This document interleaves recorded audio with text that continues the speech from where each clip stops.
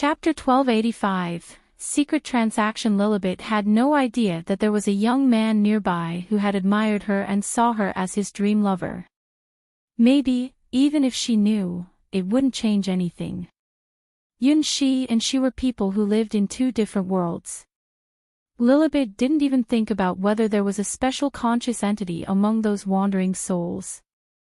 Her mission was to protect the Sky Tower and eliminate all enemies who invaded it.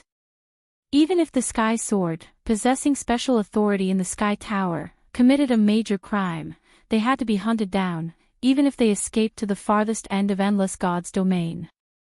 So, from beginning to end, Lilibet never saw Yunshi's gaze. But Lilibet didn't see it, while others did. Especially the one who put all her heart and soul into the faceless god, imagining him as her beloved Great Witch. Senior. Senior. Senior. If gazes could speak, Flora has already shouted countless times. She saw it all, ever since Lilibet appeared at the Red Heart Queen's masquerade. Senior's eyes never left her. Although still expressionless as usual, she could clearly feel that Senior's gaze was different than before. Unlike the little golden crow princess who acted spoiled towards Senior's gaze towards Lilibet was that of an adult, a gaze that seemed to be immersed in it. She didn't understand this gaze before, but now she could empathize. Because she looked at her Senior, she saw the reflection of her own expression in her Senior's eyes, just like that. Feeling excited. Feeling joyful. Feeling admiration. The first taste of love. The first understanding of what romance is. Learn from her Senior's lessons on love, what it means to like someone, and what kind of relationship will make oneself happy.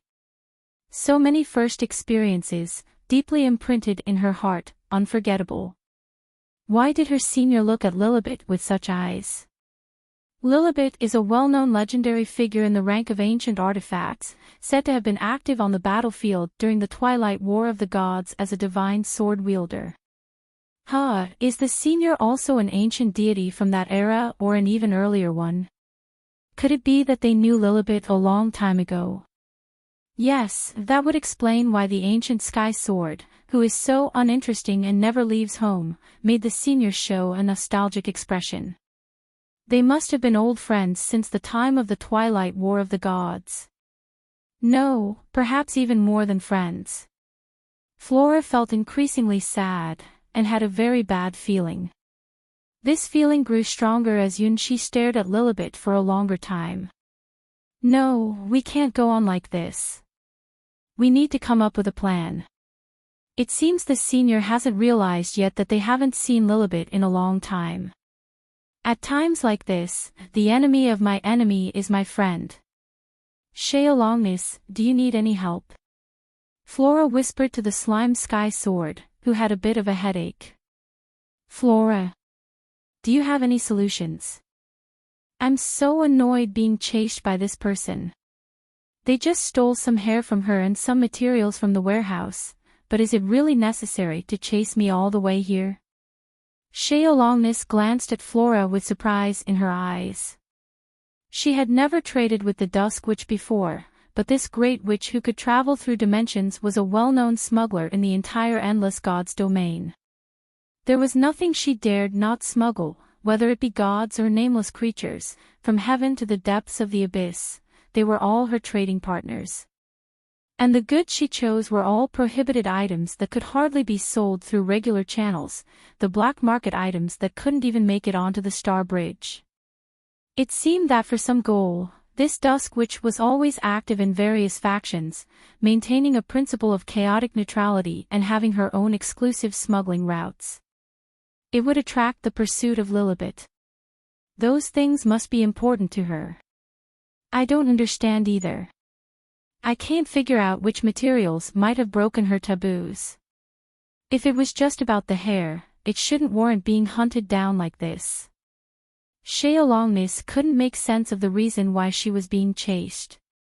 Even though those materials were slightly beyond her authority, as the Sky Sword, she could still obtain them with some time and effort. She had the high privilege to freely enter the Sky Tower. Could it be the hair? Longness looked at the sky-blue tuft on Lilibet's forehead. If it weren't for Lilibet chasing after her, she wouldn't have known that the unique feather accessory she had stolen was actually Lilibet's hair. Why did you weave your hair into the shape of feathers? What a strange quirk. I can help you transport those forbidden items, and I can also take you away. The cost is these. Flora gave a number that seemed quite favorable to Longness. With this price, smuggling ordinary forbidden items would be considered an astronomically high figure. Buying a small god's domain would not be a problem. But now they had to smuggle these things from under the guardian of the Sky Tower's nose and also take Longness, who was being chased. So this price was too cheap enough for Longness to think that Flora had missed a digit. The legendary Dusk Witch smuggling route was known for its high fees, being the top choice in the Endless God's Domain black market. When did it become so generous? You really only want these? Longness was a little skeptical. Yes, just these, but you have to do one thing. Flora was bleeding heavily this time. Normally, the fee for such a dangerous smuggling would have an extra 0, but this time she was definitely breaking her own business principles. It was because she had something she wanted Longness to do, a task that only she could accomplish. First, you have to do it like this and then, like that, no matter what, you must. Okay, this is easy, leave it to me. Longness straightened her chest and then felt a little frustrated as she realized her bust had shrunk by one size. Oh, I forgot. She separated this part a little, and now that little one that's split off can't be found, and I don't know whose body it's on now. Lilibet, don't get too full of yourself. After discussing the deal with Flora and securing their escape route, Longness regained her confidence. The frustration of being chased by Lilibet and dying over 40 times vanished, as she now stood in an invincible position. Having formed an alliance with Flora, Longness no longer had to fear being pursued by Lilibet. Chapter 1286, Her Name. Lilibet remained as silent as ever, only staring at Longness with a deathly cold gaze. That look had almost become Longness's death sentence in the past month, and being targeted and hunted down by that gaze resulted in the most painful experiences of her life. What a terrible opponent, we're not a good match at all. Longness never really faced Lilibet before, so she underestimated this ancient sky sword who rarely left the Sky Tower. Even during the time she was punished in Water God's world, she only thought that this ancient sky sword, who protected the Order of Sky Sword God's domain, was successful because of Cassina the Battle God's influence. If it weren't for Cassina the Battle God confusing her mind, she wouldn't have been easily caught by Lilibet. It was only when she stole the treasures from the Sky Tower's treasure vault, and Lilibet started chasing her, that she discovered the truly terrifying aspect of this antique sky sword. Her azure Excalibur could ignore any resistance she put up. No matter what kind of physical or magical immunity she had, that divine sword could completely ignore her defense and tear her apart. Even Cassina the Battle God couldn't do such a thing. Cassina the Battle God needed to use the divine technique, the magnificence of Sky Dance, to seal off a part of her racial traits before being able to effectively attack her.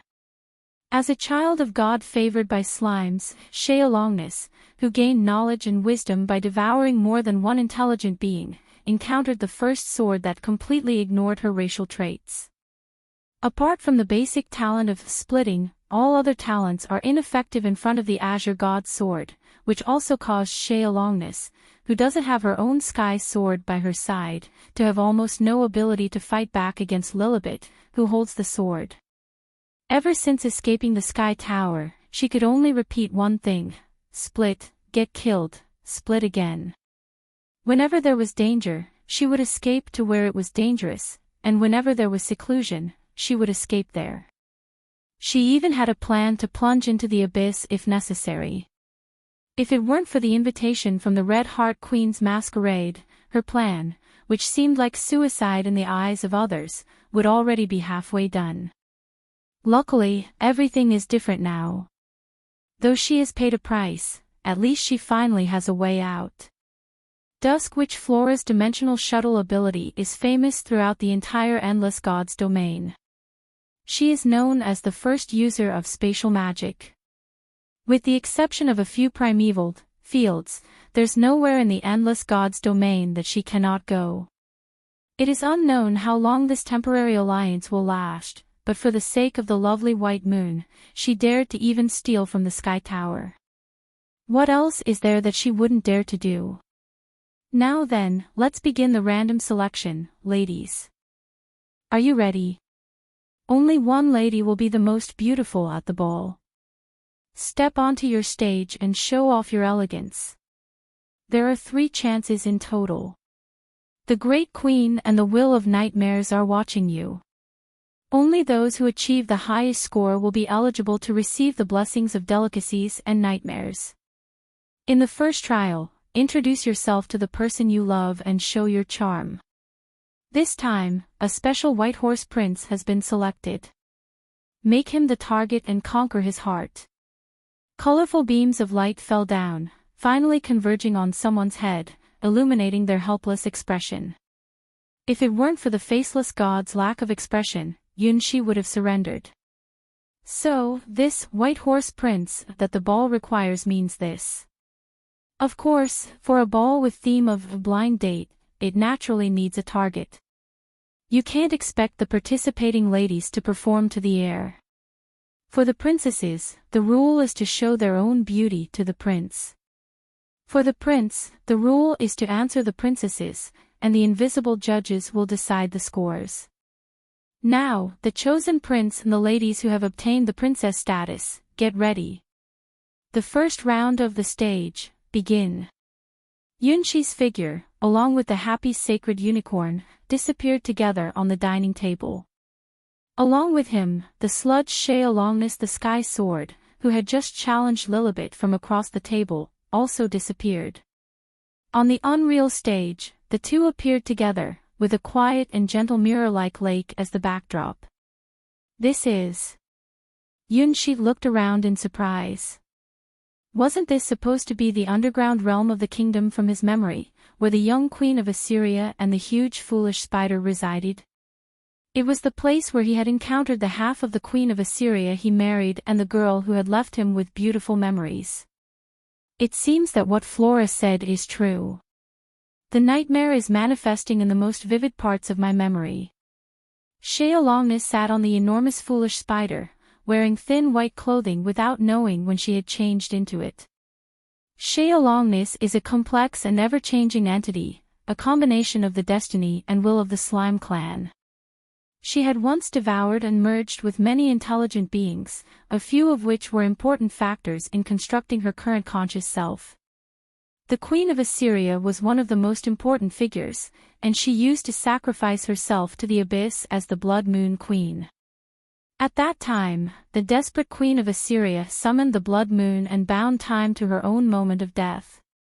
The Bride of the Blood Moon unleashed carnage, and a certain wolf from the abyss watched her, accepted her, and merged with her in the end. That night, the whisper of the ancient gods echoed in the ears of the bride wearing a blood-stained wedding gown. Most things in the world are readily understood once you peel back the surface, revealing a dull, unpleasant, and chaotic mess. Crying, clinging to me, pouring out everything to me, you are truly endearing. How can I describe this feeling? Even to this day, I still can't find an answer. After realizing it, I understood that I was a despicable person. Only in your presence do I feel happiness, ignoring all the noise. However, I dislike being eliminated. It's hard to bear not being the most respected existence. After all, I hate losing. So, even if I am greeted with ugly, dirty words, and never look down on others from a high place, I would lose my purpose of existence. I can't treat everyone equally and gently. I can't sincerely pray for the people who are important to me. I think it's a good thing when the people who are important to me feel sad or cry for me. One more thing, it's okay even if you don't like me. Because, I like you so much, I like you to the point where I want to devour you. From today onwards, your name is Shealongness. Chapter 1287. Their taste. The Queen of Assyria was a gentle queen who wanted to protect everything and ensure the everlasting continuation of the Assyrian dynasty.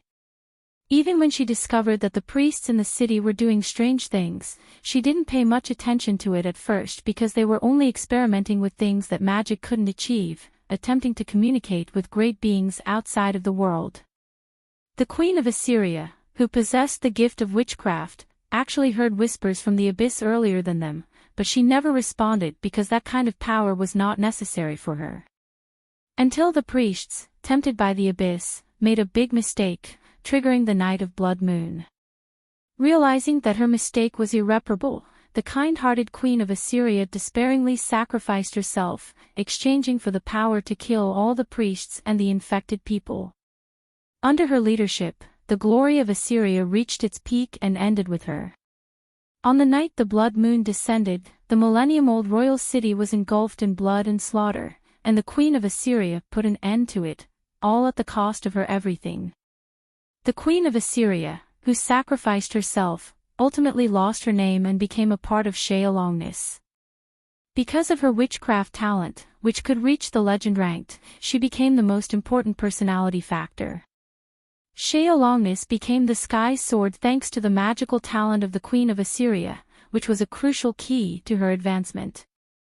Shealongness, who has the attribute of devouring, is a terrifying creature that constantly grows and evolves. However, once her personality core is built, it will not easily be shaken. That's why she has a song representing her own personality elements. That is Shealongness's affirmation of her own existence, a personality that was realized through the fusion with the Queen of Assyria. Shealongness is not a gentle woman like the Queen of Assyria, nor does she make the same mistakes.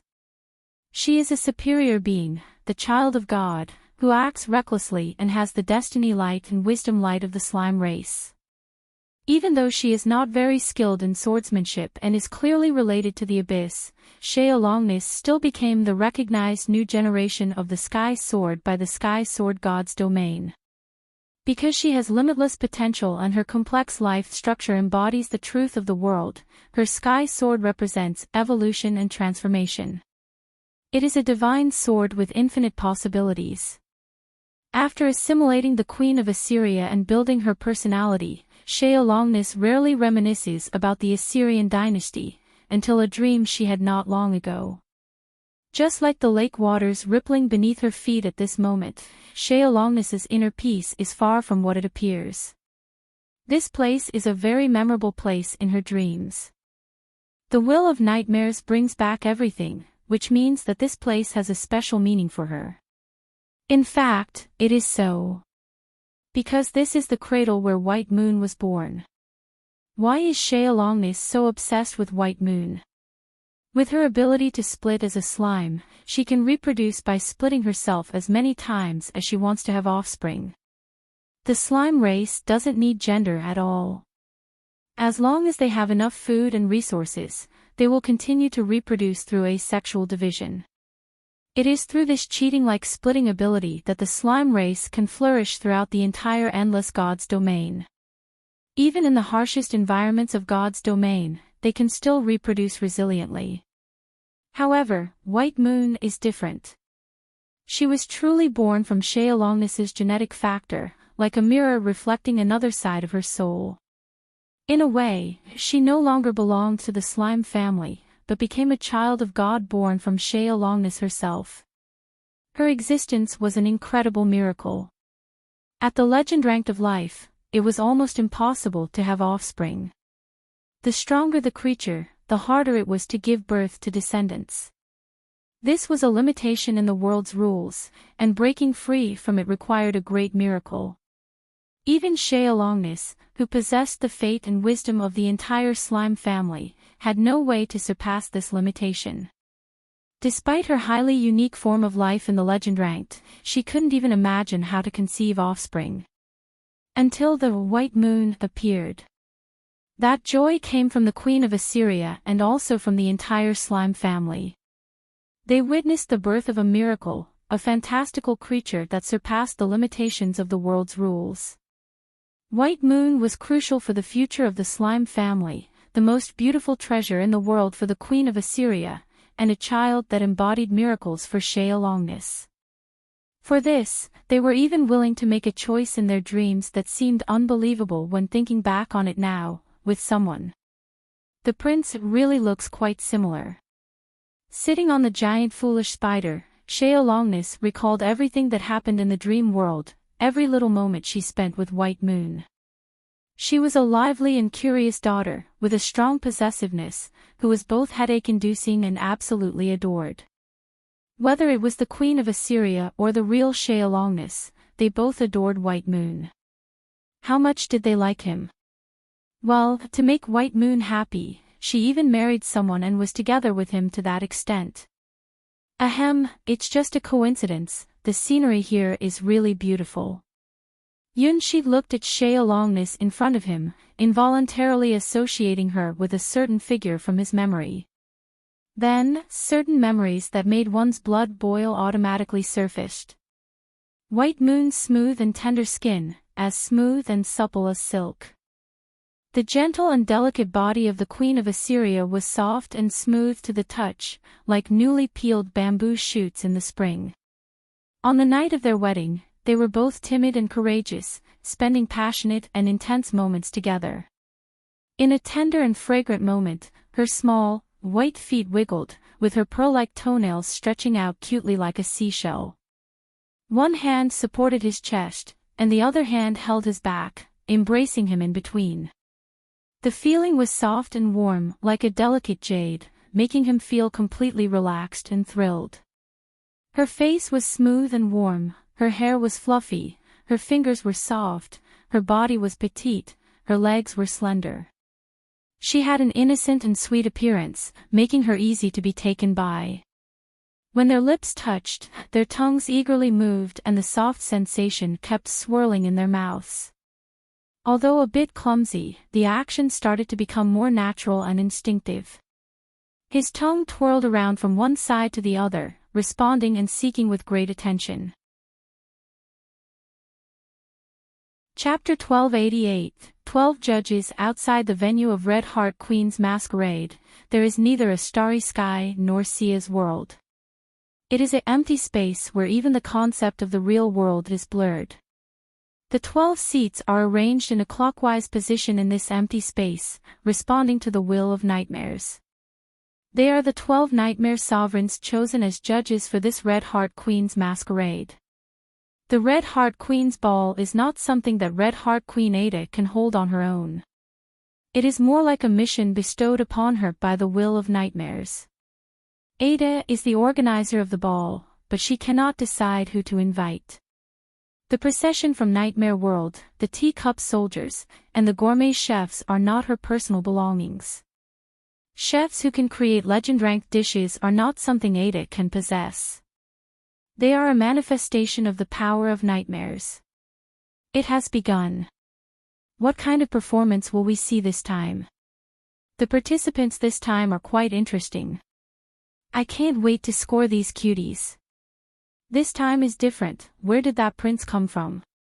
Even the rulers at the peak of Nightmare World were surprised by the White Horse Prince, who appeared before the ball started. In the past, there was no such character.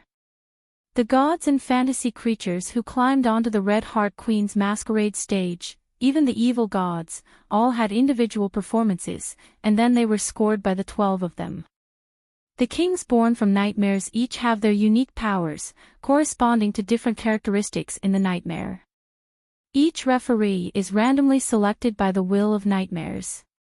For the kings who spend most of their time in dreams, the Red Heart Queen's ball is one of the few activities that can make them feel interested. Ada, who also serves as the ancient god of the abyss and the ruler of nightmares, embodies the concepts of reality and dream. This makes her a very unique presence among all nightmare sovereigns. Her ball, held every time, attracts the attention of the nightmare sovereigns. Being chosen as the referee for the ball is a duty that no nightmare sovereign would refuse. This time is no exception. The 12 sovereigns of the Will of Nightmares are already fully assembled by the time Great Witch Flora starts to enter the ball. As usual, I'll be the banker.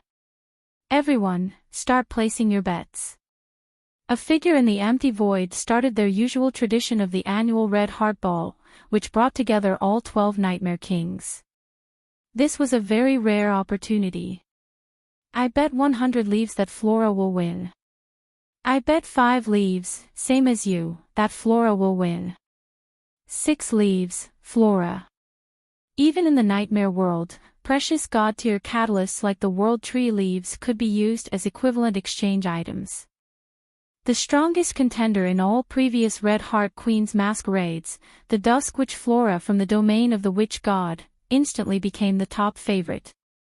Except for the year when Flora disrupted the rules with the god-slaying Sky Sword, she hasn't lost any Red Heart Queen's masquerade she participated in. At least half of the Nightmare Kings chose to bet on this popular contender. For the lofty Nightmare Kings, this was one of the few gambling events that brought them pleasure. 5 people, which is about half of the people, chose the popular Great Witch Flora. After that, some people started betting on other participants. I bet on Cassina the Battle God. She has the potential to break the game, 200 leaves.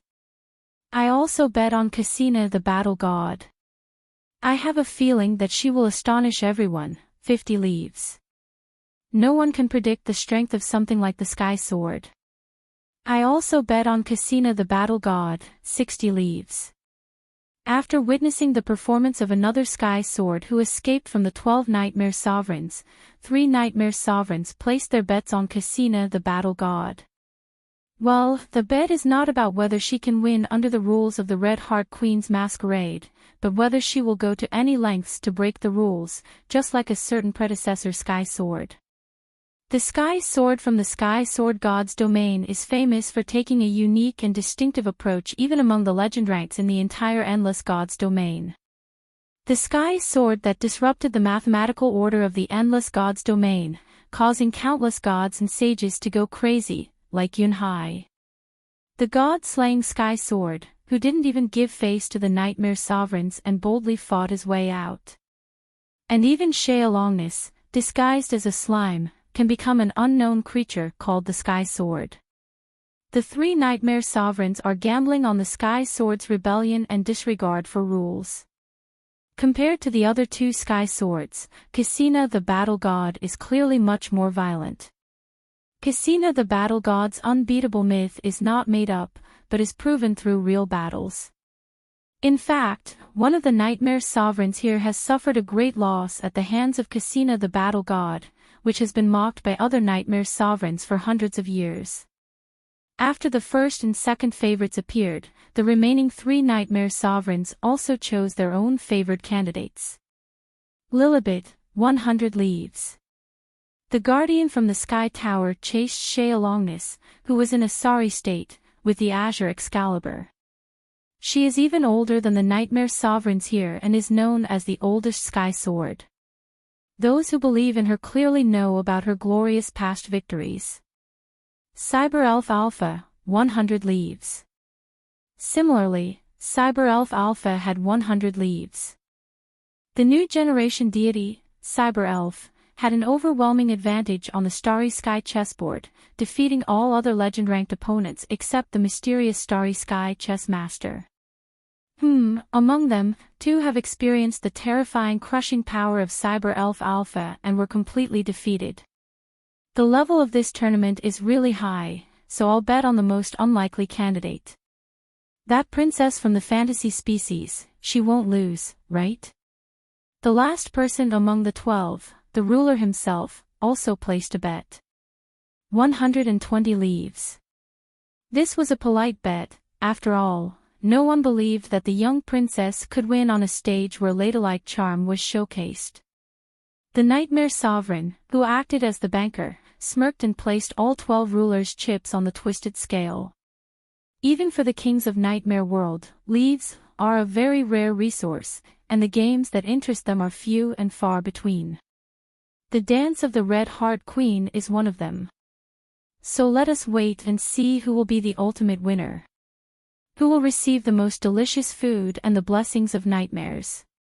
12 great beings from Nightmare World began to gaze at the now open stage. They were looking forward to seeing the most magnificent performance on this highly qualified dance stage. Chapter 1289, Shea's Whisper. With all bets on the line, the 12 monarchs from Nightmare World turned their attention to the ongoing stage of ladies, without making any further changes. The Faceless God playing the Prince. The first slime to appear is Shea Longness the Sky Sword. Both sides are making their debut at the Red Heart Queen's Ball, especially the Faceless God playing the role of the Prince, which is the first exception in the history of Red Heart Queen's masquerade. The Nightmare Monarchs are also curious about what kind of performance the guests from the Endless God's domain will present with the Prince. They will give scores according to their own hearts.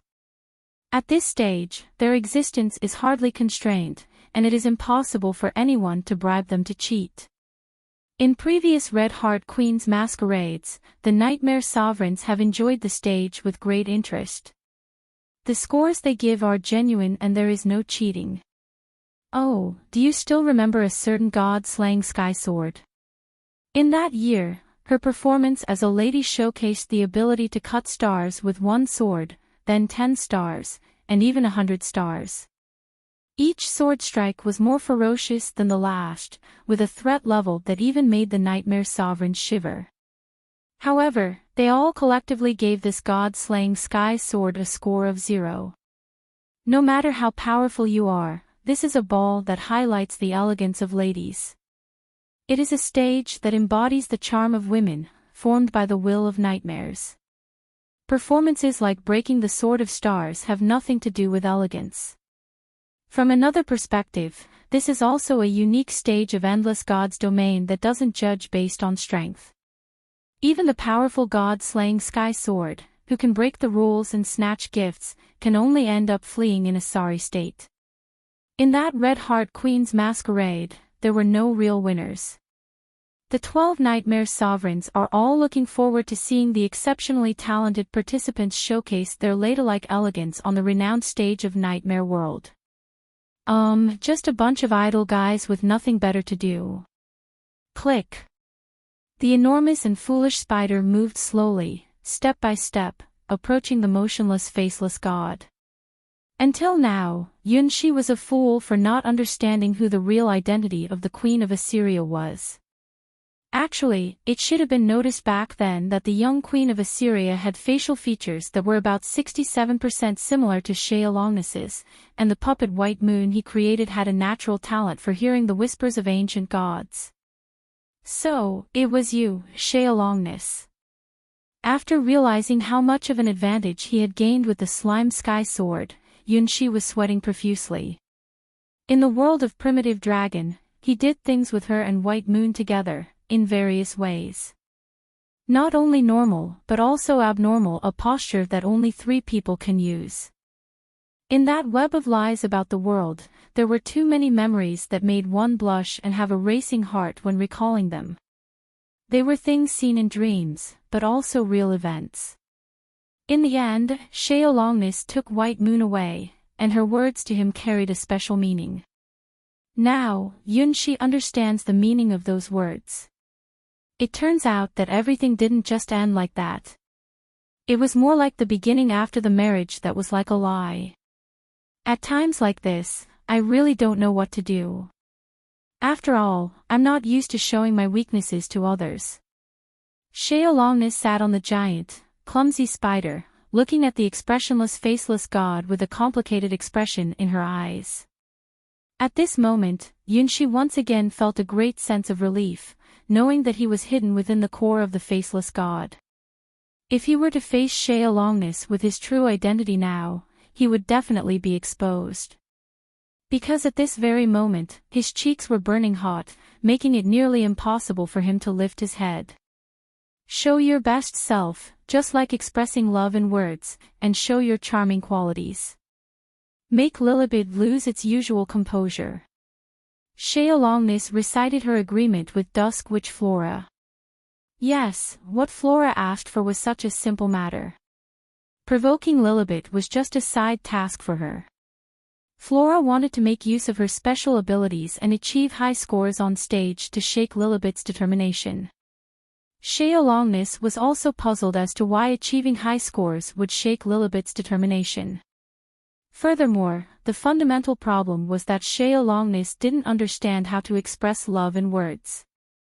From childhood to adulthood, the Queen of Assyria had never encountered a suitable romantic prospect. Sheolongness, as a child of God belonging to the slime race, was even more clueless about it. The only time that comes close to falling in love is right here, in this place where dreams meet the prince and where they finally become engaged and bind their destinies together. What exactly is love? For Sheolongness, it's still a century-old puzzle. The slime clan, capable of asexual reproduction and continuously splitting itself with enough resources, never had the concept of romantic love. Being able to reproduce and sustain oneself, there is naturally no room for the romantic feelings that arise from the desire to bear offspring. If it weren't for that incredible dream, whether it be the Queen of Assyria or Sheolongness, love would probably have no place in their lives. Let me ask you something, when you want to propose to someone, what should you do? Sitting on top of a huge, foolish spider, Sheolongness earnestly asked Yunshi. How would I know about something like that? It's beyond me. Yunshi expressed that it was beyond his abilities. Although, he did once propose to 1,000,000 brides. I have a goal that I long to achieve. Even though I haven't found it yet, I am an eternal concept. As long as the slime clan exists in this world, I will have infinite time to search for him. No matter where he is, whether he is human or some other kind of race, I will definitely find him. Then, I will propose to him. Make him mine, so he will never leave me. Perhaps, I still don't know anything about love. Most things in this world, once you peel back the surface, are plain to see, filled with dull, unpleasant, and chaotic things. After discovering this truth, I understood that I am a despicable person. I won't allow myself to become weak. I hate being eliminated, and it's unbearable if I can't be the most admired existence. After all, I really hate losing. So even if I'm greeted with ugliness, filthiness, and dirtiness, if I don't look down on others from a high place, my existence would lose meaning. I can't treat everyone with equal tenderness. I can't sincerely pray for the people who are important to me. I think it's a good thing when someone important to me feels the same pain and cries for me. For the things I like, I prefer to eat them. Chapter 1290, Things I want to tell him. Even someone like me can be liked by others, something I've never thought about before. After everything happened, I realized that it was a very, very comfortable thing. Being embraced by someone, being loved by someone, although the time spent together wasn't long, it was all wonderful. I never expected this kind of happiness. That kind of thing was never meant for me. Just like a dream, happy moments are always short, but I gained the most precious thing in the world. For her, I can give up everything. Even if I am killed over and over again, I am willing. I hope that one day, when I meet him again, I can smile. Sheolongness's eyes were slightly blurry as her snow-white feet softly swayed. Actually, you have already found it now, but that's just a big lie you told the world. Yunshi realized that sometimes lies can have serious consequences. That lie, which deceived the whole world, has actually become reality. At least, Sheolongness firmly believes that the dream is real, and everything that happened in the dream really happened, even her identity as a princess is genuine. This point is exactly the same as Hua Hua. In the world of primitive dragon, Huahua's subconsciousness split into 4 parts, creating 4 Zaka. When Huahua woke up, she believed that the Zaka were real, and then she actually gave birth to 4 identical Zaka. When lying reaches this extent, things really become messy.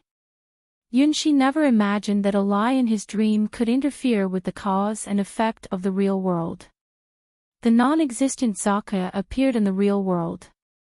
From Shaolongnis's attitude, it seems that White Moon also went out of the dream world. This is an unexpected development.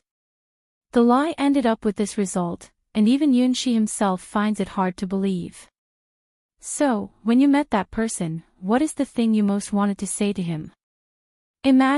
Just imagine, suppose that person is right in front of you, what is the thing you most want to tell him? This is definitely a reckless act of self-destruction. However, Yunshi couldn't help it. He really wanted to know the answer. It's very easy. Shaolongnis composed herself and climbed down from the enormous clumsy spider. Hey, marry me, prince. Strange powers radiated from Shaolongnis, causing ripples to spread across the calm lake. It was a whisper from the depths, a mysterious force echoing between heaven and earth. It was a sight that could drive one insane with just a glance, and also a unique charm that Shaolongnis wholeheartedly displayed, belonging to the slime sky sword. She was chosen as an apostle from the abyss. She was the witch queen of a 1,000-year kingdom. She was the hope and beacon of destiny for the slime clan. She was Shaolongnis, the sky sword, an anomaly in the sky sword god's domain, and White Moon's mother. Although marrying a prince from a dream may seem like a fairy tale, no matter how many times it happens again, Shaolongnis will always make the same choice. Because, only in this dream, she gains the most important treasure in the world and experiences emotions she couldn't understand before. Perhaps, even now, she still can't understand what this feeling truly is. But it doesn't matter, she has a very long time to figure out this question, and the final answer to this question has already appeared. I think that prince must be very hard to resist. Yunshi looked at Shaolongnis, who seemed determined, and sighed.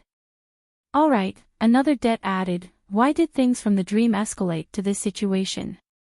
The reason why Starchild from the previous life was chased by 4 ex-girlfriends seems to be somewhat understandable now. Since there are ex-girlfriends, it means that the Starchild at that time had a current girlfriend too. Who could that be? Yes, that's right. I won't give him a chance to refuse. White Moon is still waiting for him. Shaolongnis grabbed the hand of the faceless god very cooperatively. It felt cold, like metal, but it didn't feel bad. With a gentle kiss, symbolizing the end of Act 1 of the ladies' stage, Shaolongnis nodded and mounted the huge clumsy spider, exiting together with the blood moon. On the stage, only the seemingly expressionless faceless god and Yunshi remained, but inside, they both had a look of annoyance. In the void, applause rang out from the 12 towering nightmare sovereigns. Very good. Black horse, black horse. Wow, I really underestimated this slime sky sword. She can express her emotions so well, as if she's actually proposing to the prince. I understand. That brave girl's feelings are so amazing, she's a truly fantastic lady. Most of the 12 nightmare sovereigns in the void applauded Shaolongnis's performance when she made her first appearance. Maybe her expressions are a bit awkward, with a hint of hesitation, but her heartfelt words really add points, a lot of points. The prince chosen this time is not bad, even though he looks a bit stern, his eyes are very kind. Yes, we must continue this tradition at the next ball, selecting a prince as a reference for all the princesses. That sacred unicorn is also good. Let's spare him this time and not turn it into a bloodbath for unicorns. Alright, let's begin scoring. 7 points. 6 points. 7 points. 7 points. 6 points. The 12 Nightmare Sovereigns began to give their scores, one by one. Each person's maximum score is 10 points. 6 to 7 points is already a very excellent level. The average score of previous Red Heart Queen's Masquerade champions is only a little over 60 points. Shea Longness's authentic performance won unanimous praise from the 12 Nightmare Sovereigns. Finally, removing the highest and lowest scores, the total score added up to 63 points. This score would have been enough to win the championship in most of the 11 Red Heart Queen's Masquerades. After all, being a strong player in the Legend Ranked doesn't necessarily mean being strong on the ladies' stage. In fact, many strong players in the Legend Ranked would be considered failing students on this stage. The elegant gathering, known as the Gentlewomen's Gala of Love and Charm, won't treat you any differently even if you have the power of a god and are being judged by the Nightmare Sovereigns. Chapter 1291. Pretending to be real, 63 points. Flora looked at the final score on the stage with surprise. Unlike other newcomers who were participating in the Red Heart Queen's Masquerade for the first time, she was well aware of the value of this score. The Red Heart Queen's Ball was divided into 3 rounds, each with different topics and required different ways of performing. In the previous editions that Flora participated in and won, all the highest scores were achieved by her, with an average score of only a little over 60 points. The highest total average score was also only 69 points, which was the edition she felt she performed the best. Because in that edition, there was a legendary food she really wanted, the legendary multi-headed dragon. Don't get it wrong. It's not for her own use. She is very confident in her chest.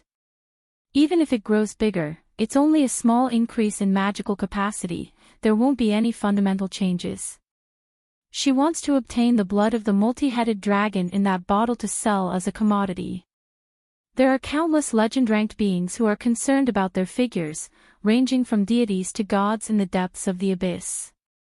Certainly, once you reach the legend-ranked, you can freely change your appearance and size. It's not difficult to make your body grow taller than a mountain when you're full.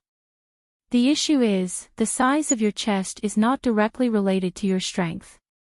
The essence of one's life is what the legend ranked shapes. It's impossible to disguise yourself. In other words, the size of your chest before the legend ranked is the same as after becoming the legend ranked. It won't change your essence just because you have achieved immortality. The appearance you change into is like stuffing your clothes with padding, it's just deceiving oneself. The fake chest that ordinary people stuff won't enhance the witch's talent, it's just self-deception. The disguised large chest is just a joke, it's no different from a clown in the eyes of the same legend ranked. However, the special effect of the multi-headed dragon's blood is different. It's not a disguise, but a targeted enhancement of the essence of life. To be precise, it's breast augmentation. Harmless, and even beneficial, this breast augmentation treasure has no negative effects. It's no wonder that the demon dragon, who used to be extremely powerful and famous among the dragon clan, eventually fell into a tragic fate of fleeing all over the world. A bottle of multi-headed dragon's blood can make even the mighty god-slaying Sky Sword discard its prestige and openly fight for it. If it weren't for the limited number of invitations to the Red Heart Queen's Masquerade and the fact that it took place in a crack between reality and nightmare, there would have been more than just the god-slaying Sky Sword trying to grab the goods. Flora couldn't do anything about the god-slaying Sky Sword, so in the end, she could only take a consolation prize and leave. It is said that after escaping, the god-slaying Sky Sword proudly showed off for a while, fully proving the amazing power of the dragon's blood. Thanks to her, the Dragon Blood Alliance continued to expand, with several legend ranks joining the alliance to hunt down this demon dragon. Every time the demon dragon's trace was found, it was one of the most spectacular battlefields in the Endless God's domain, often causing darkness and a lack of light. Being able to survive among so many female legend-ranked goddesses and evil gods, and successfully escape every time, this demon dragon has become a legend in the endless gods domain. Senior. I won't lose. Despite everything going according to plan, Flora still felt a bit uneasy. This uneasiness kept increasing since Lilibet appeared. This time, she had confidence that she could achieve an unprecedented score and would definitely not lose to anyone. At this point, the Red Heart Queen's blood wine, which is the highest reward, is no longer the most important treasure for Flora. She had something she wanted more, something more important. Soon, the second participant was also chosen. Burp me. Ouroboros, who was drunk, shook her head and looked at the beam of light that fell on her head. Go ahead. I believe in you. Cassina the battle god pushed Ouroboros seriously, indicating that she should show her true abilities at this time. Believe me, you have potential. Well, the potential to nag and avoid paying debts. Wait, I'm not mentally prepared yet. Ouroboros exclaimed and disappeared from the dining table. Just like Sheolongnis's appearance, the scenery that appeared next to Yunshi was also very deep in Ouroboros's memory and related to love. Wow, this is Hydra's wine cellar. For Ouroboros, this was a dream paradise where she could stay forever. Every day there was delicious wine, no worries about debt collectors coming, and she could drink with Cassina the battle god, a like-minded companion. There was no better place than this. The useless snake can stay here in the wine cellar for 1,000 years. Also, this is where she fell in love. It's here that she met Cassina the battle god's youngest disciple, and then they stared at each other naked and made all sorts of mistakes. Let me have a little more, another glass. Ouroboros fell flat on the ground with rosy cheeks, her lower body naturally turning into a snake tail. This is also acceptable, I guess. Yunshi looked at Ouroboros, who almost shattered his impression of the legendary fantasy creature, with a feeling of mixed emotions. Why did I come here? Ouroboros burped, feeling dizzy and looking at Yunshi with a blurry gaze. Your scent reminds me of someone. This time, there won't be any big ding-dongs inside the skirt, right? Come, big sister will shower you with love.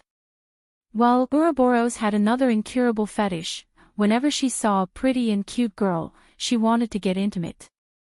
Until one day, she met her destined nemesis, a boy who, in every aspect, looked and smelled and tasted amazing, without a doubt a peerless beauty in a boy's disguise. If you walk on the night road too much, you will eventually meet a ghost. If you fall into the gutter, it means bad things happen when you're too happy, like a snake biting its own tail. Don't be afraid, this is a very comfortable thing. Dragging its own snake tail, the tipsy Ouroboros is having its old problem again. I know, but I think you will regret it. Yunshi now only has the appearance of the legend ranked, but lacks the power of the legend ranked. Even if Ouroboros is very weak, it is still a true ancient fantasy creature that can wrap around the stars. If it forces itself onto Yunshi, he won't be able to resist. The problem is, this is not the real Hydra wine cellar. Ouroboros is destined to fail here. Chapter 1292, The Defeat of Ouroboros. Let me taste it, said the drunk Ouroboros. So straightforward, naked desire, that's what Ouroboros is. By the way, she, who was entwined by the faceless god, even stuck out her own tongue and started licking the faceless god's earlobe. I don't think this is a good idea, Yunshi said helplessly as he looked at the drunken Ouroboros. This development feels familiar. Next, it's about not going any further, but engaging in the passionate and intense entanglement that Ouroboros likes. Oh no, just imagining it gives me an urge of excitement. Stay calm, Yunshi, if I actually do this, won't I just be repeating the same mistake? It doesn't matter whether it's good or not. Big sister will teach you something enjoyable, Ouroboros chattered on, forgetting that this was not Hydra's wine cellar, but the stage of the Red Heart Queen's masquerade. Impulses cannot be stopped. What's wrong with loving to lick pretty girls? It's just a small personal preference. That Hydra has some improper habits of keeping young brides as well. Emisham. Ouroboros continued to attack fiercely, daringly and passionately displaying their fetishes. That long tongue kept licking the ear of the faceless god non-stop, releasing the irresistible allure of Ouroboros. There are two ways snakes kill their enemies. One is injecting venom into their enemies with their poisonous fangs, causing excruciating pain and paralysis, eventually leading to death by poisoning. The predecessor of Hydra, the water god, the nine-headed snake, is very skilled in this attack method. Hydra's venom is a deadly toxin that even demigod heroes cannot resist. The other way is to constrict and strangle their opponents with their own bodies, squeezing the life out of them. These snakes usually have large bodies and extraordinary endurance, and they can even hold on to their enemies for days and nights. Ouroboros is such a snake, and its body, capable of wrapping around stars, is the best proof. Well, if we talk about using the method of love as an attack, Hydra the water god would use the poison wine brewed by itself to conquer the heart of its new bride. As for Ouroboros, it's more straightforward, just wrap around, whether it's persistent pursuit or being single-minded, anyway, getting on board first is always the right thing to do. Without the legendary brewing ability of Divine Era and Hydra the water god, one can only rely on their own body. Thankfully, Yunshi is already experienced in battles and has developed adaptability to expressions of love from snake-like creatures like Lamias, so he has a lot of insights into the raps of Ouroboros. After all, among many water god brides, Lamia's mating time has always been the longest, surpassing other races by several streets. Ouroboros, when it wraps around, definitely seems to be a little off. In the past, most of the beautiful girls that she entwined with were shocked and many even fainted, becoming completely weak. However, the faceless god didn't show any signs of discomfort. One could say it was very accustomed to her entwining, as if it had already experienced such intimate acts many times before. Well, this isn't an illusion. Yunshi has long developed an adaptability trait when being entwined by a Lamia bride. The always passionate Lamia brides, sometimes one, sometimes two or three, and at one point there were even four entwining with him, engaging in various shameful and bold activities. Moreover, it lasted for a very long time. Not just your average long. They really enjoy close physical contact, and when Lamia bride's tender and pinkish skin touches Yunshi's, it always turns bright red and he involuntarily trembles. Yunshi could clearly see how the redness climbed up the beautiful chin, the moist jade neck, the snow-white skin, and reached all the places it could touch. Everything felt warm and smooth, without any roughness. At this moment, Ouroboros felt the same way. The daringly exposed chest, pure and flawless like crystal, had already blushed a beautiful shade of pink due to shyness. It was a captivating sight of bashful charm, as if inviting yet rejecting, making people inexplicably excited and restless. Wet red lips parted, exhaling a hot breath. The body was even hotter, and besides the unconscious moans, the cherry lips paid no attention to anything else. At times like these, all it took was a subtle twist of Yunshi's body with a certain skilled technique. Ouroboros let out a seductive whimper from the nose. The chaotic mind had already gone completely blank. Beneath the thin nightwear, the fair skin looked delicate and smooth, seemingly glowing and flowing with a hint of radiance. It had a delightful elasticity, exuding a seductive charm. Without hands, just the trembling rhythm of the body made Ouroboros incredibly moist. The heavy breathing, the slightly frowned eyebrows, the alluring murmurs, the weak and tender appearance, all told Yunshi that she was ready. Clenching his silver teeth, breathing heavily, facing resistance, a soaring and passionate urge. Lamia's murmurs accompanied Yun Shi during those days, ultimately teaching him the special skill of immunity against large snakes. This ability had defeated Ouroboros the last time, and this time was no exception. Ouroboros, who had originally initiated the entanglement, was now gasping for breath and on the verge of surrender. Of course, in the eyes of others, it was completely different. They could only see Ouroboros, who had fiercely charged forward with its serpent tail, skillfully entangling the faceless god, and then executing a terrifying strangling technique. In a way, this wasn't wrong. Fail. I think it's okay. This is too shameless, it's like bullying. A disgrace among ladies, at least confirm whether the other person agrees or not. Keep going, keep going. It seems like the judges of the 12 Nightmare Sovereigns have mixed feelings about Ouroboros' performance. 0 points. Just barely 4 points. 7 points. 0 points. Speed, 8 points. By removing the highest and lowest scores, the final score for the intoxicated monster Lady Ouroboros is 39 points. Without a doubt, she failed. However, surprisingly, she received high scores from certain judges, which just goes to show that not everyone cares about human morals. Some judges just love to see beasts and beautiful girls. Ahem. Chapter 1293, Battle God appears, almost, just a little more. Ouroboros stared blankly at the faceless god on stage, looking confused. Not bad, I thought you could only score in single digits. Cassina the battle god curiously looked at the lost Ouroboros. From Ouroboros' performance, it can be seen that the judges' scoring scale for this competition is very wide, or rather, very inclusive. If Ouroboros, who played his true self, can get such a high score, she is still very confident in her own performance. Unlike the foolish Ouroboros, Cassina the battle god is a genuine professional dancer. She can become the star of the troupe and receive countless love letters. The demands from wealthy businessmen and officials are too numerous to count. Of course, Cassina the battle god resolved all of them, in a physical sense.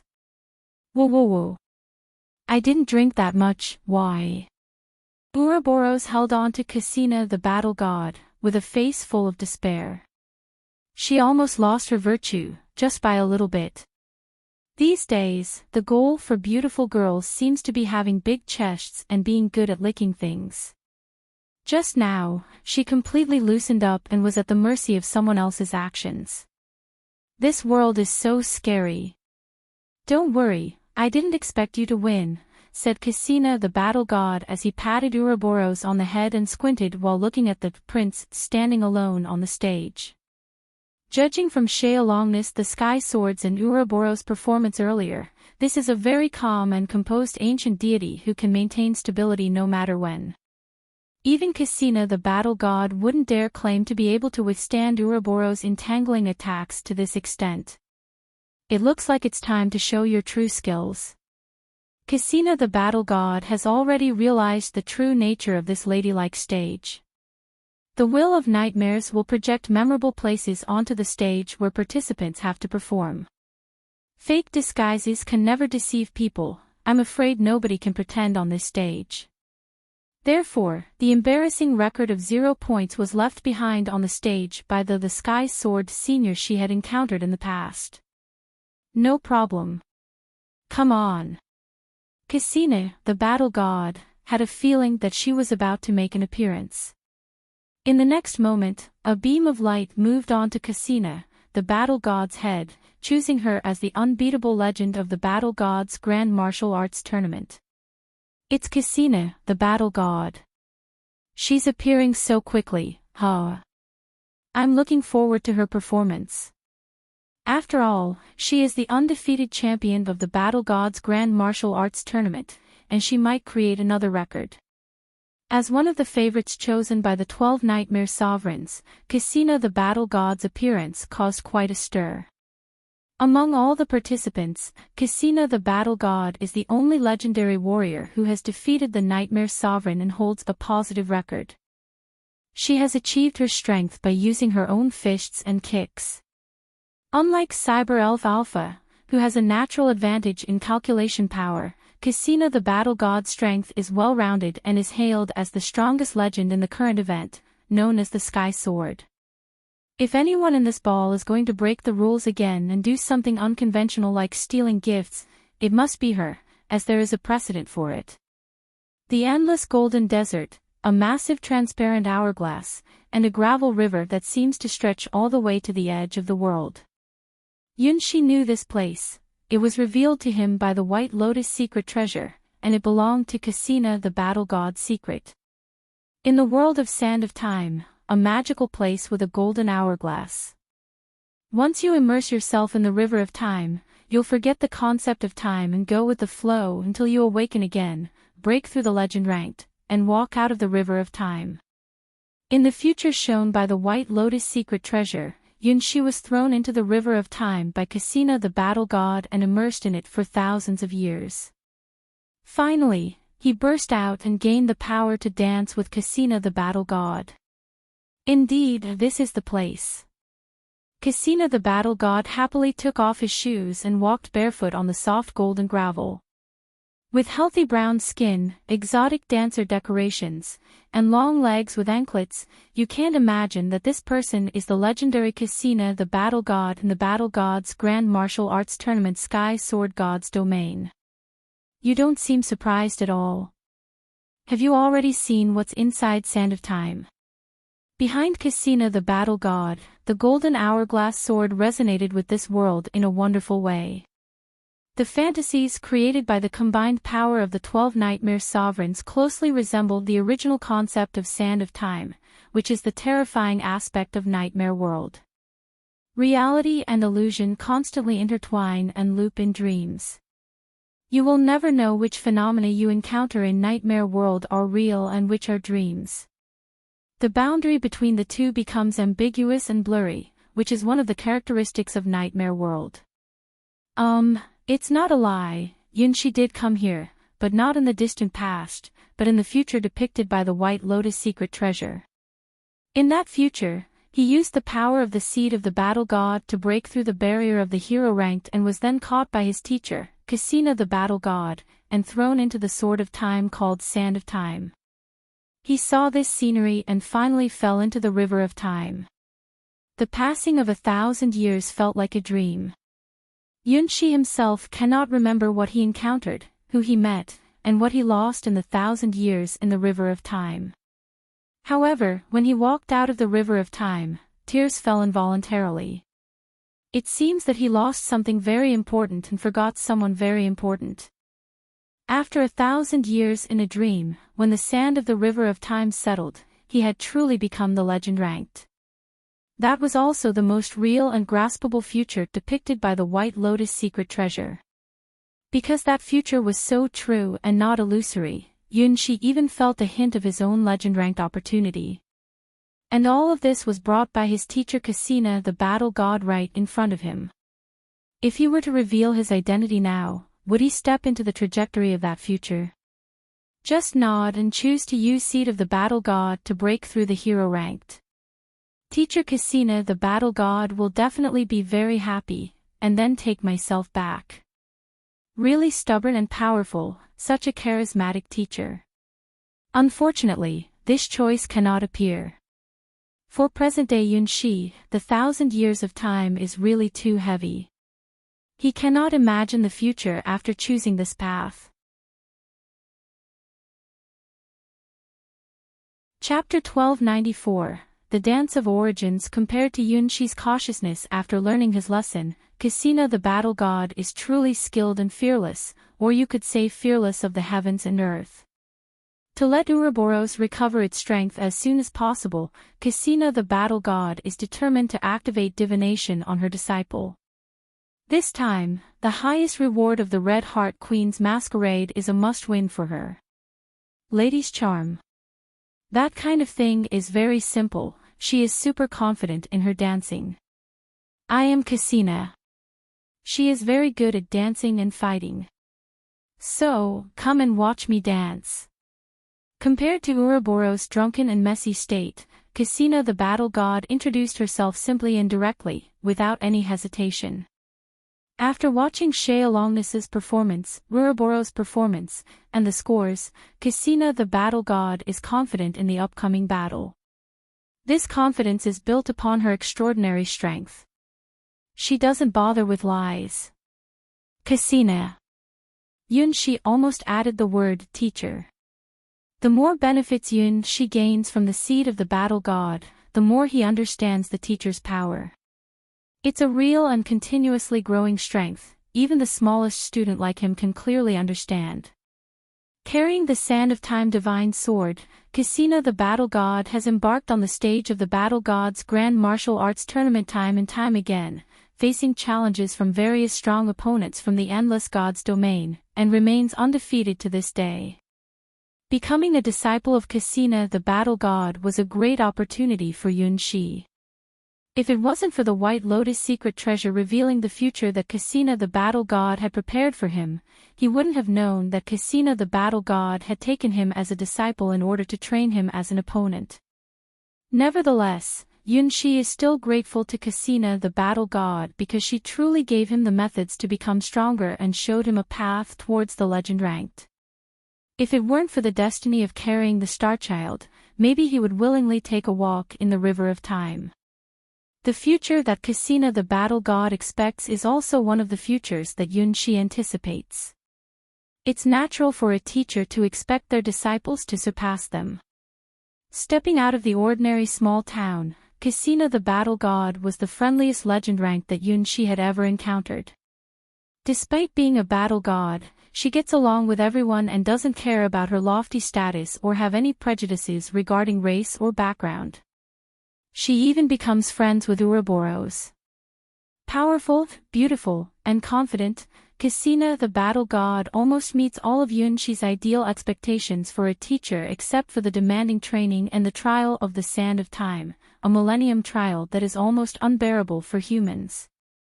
In the future shown by the White Lotus secret treasure, there is a moment when Yun-shi is deeply immersed and delighted as he dances in the sky with Cassina the battle god, using their divine technique, the magnificence of sky dance. Yun-shi couldn't even imagine that he would meet his teacher again in this place, at this moment. Cassina the battle god raised her left hand gently and placed her right hand on her waist, striking a pose for the performance. She performed the action with great skill, as it was one of Cassina the battle god's specialties. Before becoming the battle god, she was the top dancer in a traveling troupe. Her long legs were different from Sheolongnis's delicate and slender beauty. Instead, they were strong and muscular, with powerful lines and a pair of long legs full of soft elasticity. Along with her muscular legs, Cassina the battle god had a beautifully curved buttocks that were firm and raised to the extent that it captivated people's attention, resembling the curves of a stunningly slender-necked bottle. From her thighs to her calves, her whole body exuded a sense of strong and healthy beauty, without any excess fat. Her sandy brown skin emitted a sunlight glow, with every pore and inch of skin silently radiating the vitality of sunlight. Show! Show! Show! The entire desert seemed to respond to Cassina the battle god's aura, producing a rhythmic and exhilarating sound. Keeping up with the rhythm, Cassina the battle god kicked her right foot, swaying her well-proportioned and beautiful legs in the air, leaving behind graceful curves that extended all the way to her tiny toes, as if her foot was the most beautiful masterpiece in the world. The foot bracelet carved with golden sand dune patterns produced a crisp and pleasing sound as Cassina the battle god moved.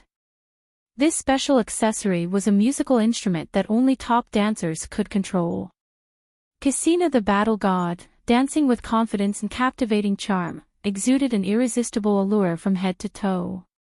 Every gesture, every step, every glance, every look back, was perfect and captivating, without a flaw.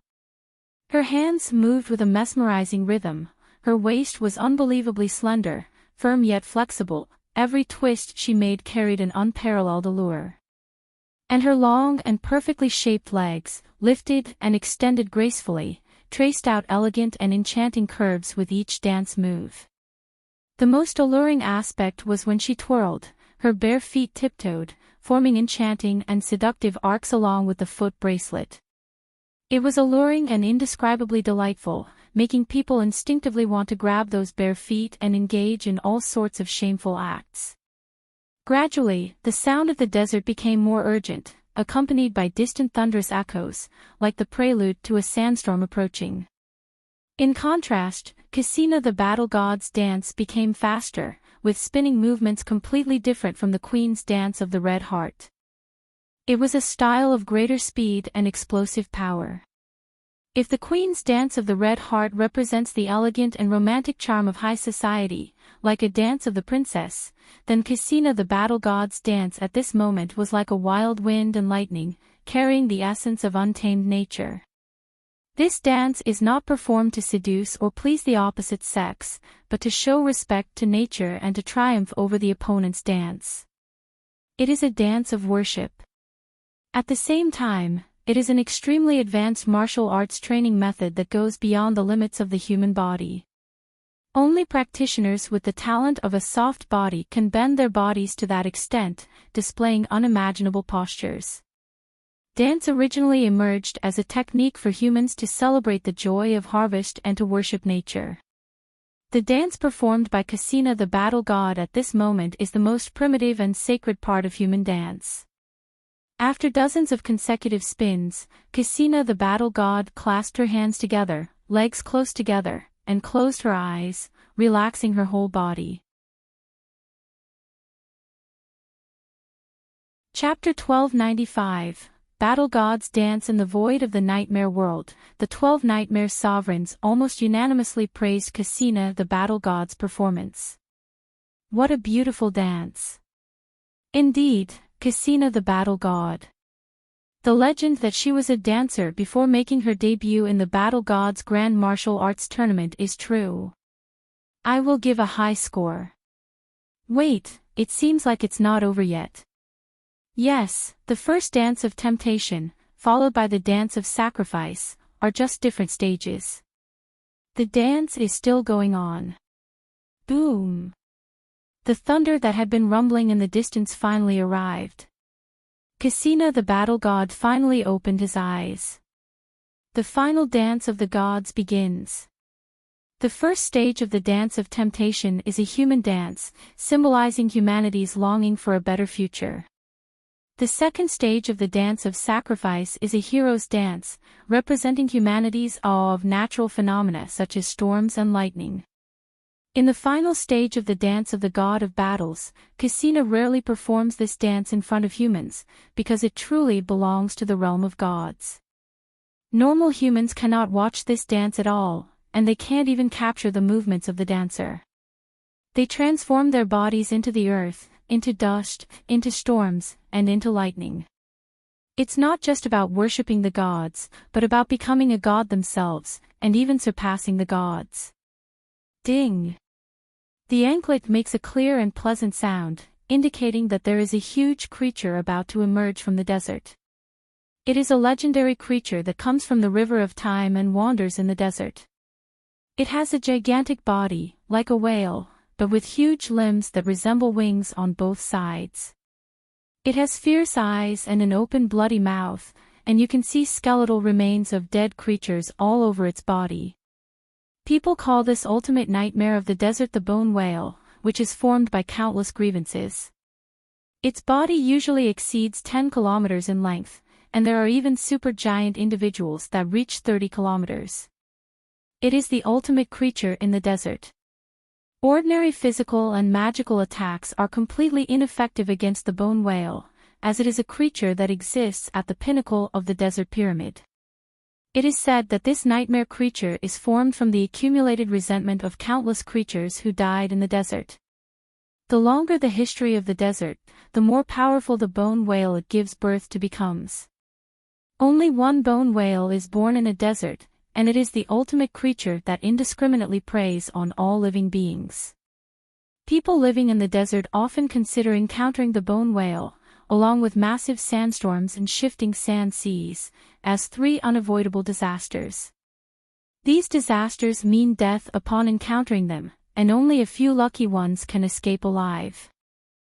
Since it is impossible to resist or avoid these disasters, the bone whale eventually becomes a legend and is regarded as an ancient belief by desert tribes. When the bone whale appears, people from desert tribes don't feel surprised but accept their fate of being buried in the whale's belly and becoming a part of the bone whale. I know this. Yunshi looked at the colossal creature rising thousands of meters into the sky from under Cassina the battle god's feet, with its wings covered in countless bones. They appeared clumsy but were actually very powerful, enough to make a creature as massive as the bone whale fly. Cassina the battle god stood on the head of the bone whale and danced again. This time, her dance connected life and death, light and darkness. Countless flashes of lightning fell, surrounding Cassina the battle god and creating an ocean of lightning. The sound echoed between heaven and earth, and Cassina the battle god's movements became incredibly strong and powerful. Riding on a strong wind. Stepping on electrifying light. Even the nightmares of the desert willingly became stepping stones. Yunshi finally saw the real Cassina the battle god. She was a dancer, a beautiful lady skilled in dancing. She was a battle god, capable of breaking the rules of the world, freely displaying her power as a legend. Every time she waved her hand, it brought forth countless storms and thunder. The earth couldn't contain her footsteps, and the sky was not her limit. The pebbles of the river of time created splashes because of her.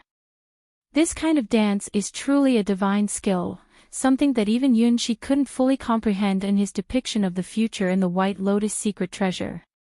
It belonged to Cassina the battle god's divine dance. With one's own strength, one can unleash and control the power of natural rules between heaven and earth. The barrier between rigid and soft bodies no longer existed in her. Lifting her hand, she gathered the power of millions of thunderbolts in her palm, then clenched it into a fist and lightly struck. Buzz! Buzz! Buzz! In the world, only the dazzling purple lightning remained. It was a unique skill of Yunshi's, the ability to freely control the power of lightning at his fingertips. After releasing the power of thunderbolts, Cassina the battle god once again reversed her other palm, closed it, and clapped. Countless snowflakes fell from the sky, as if the temperature in the air had suddenly dropped to a terrifying number.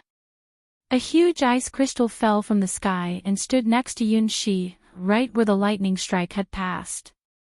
Then, Cassina the battle god dropped down with both hands and kicked towards the sky, leaving behind a mysterious trail. A massive blaze shot up into the sky, forming a fiery pillar that connected the heavens and the earth, marking the true end of the battle god's dance that shook the world. Such a performance could not be shown in places where humans lived. It was a dance that Cassina the battle god had mastered only after entering the realm of gods. It symbolized the miracle of humans surpassing the laws of the world and harnessing the power of the gods with their own bodies. The entire dance was a divine technique that required perfect mastery of both rigid and soft bodies. Only then could it summon storms, thunder, and even resonate with the dominion over bone whales. If the bone whale was the ruler of the desert, devouring all intelligent beings' dreams, then Cassina the battle god was a divine being beyond the desert lands, even capable of taming bone whales.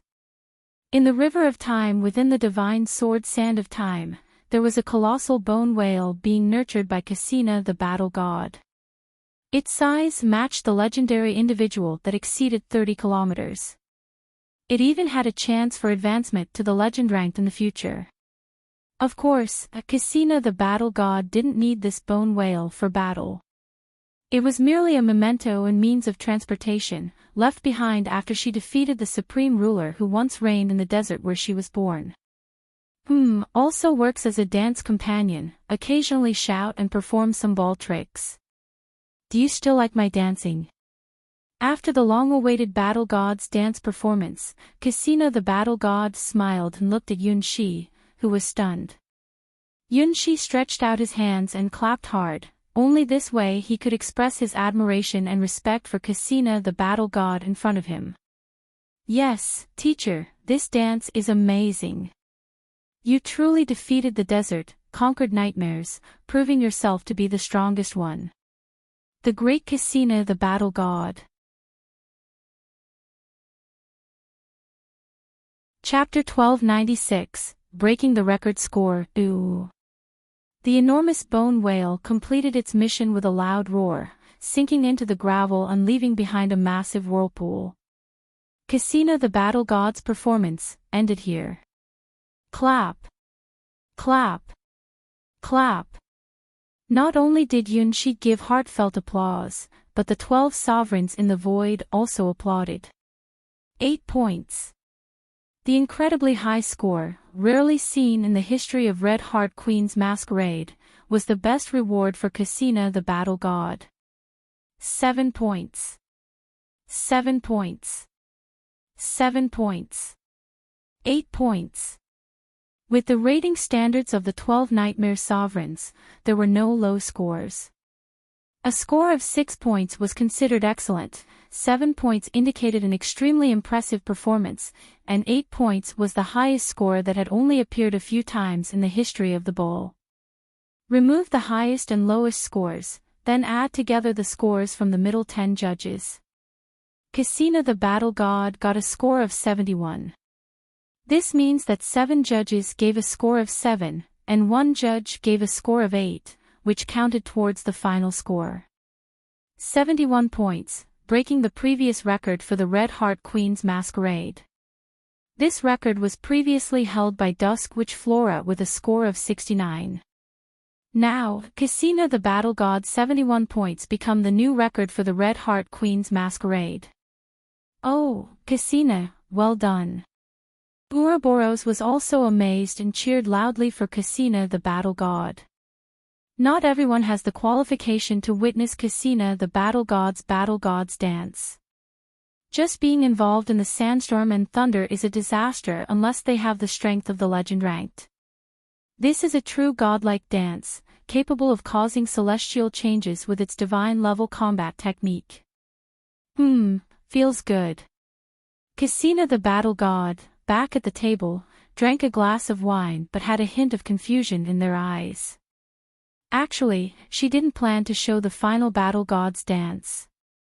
The first stage's Temptation Dance and the second stage's Sacrificial Dance were enough to show her ladylike side, and the expected performance ended there. The third stage, Battle God's Dance, was actually beyond what was expected. It wasn't a dance for others to watch, but a dance to surpass limits and practice.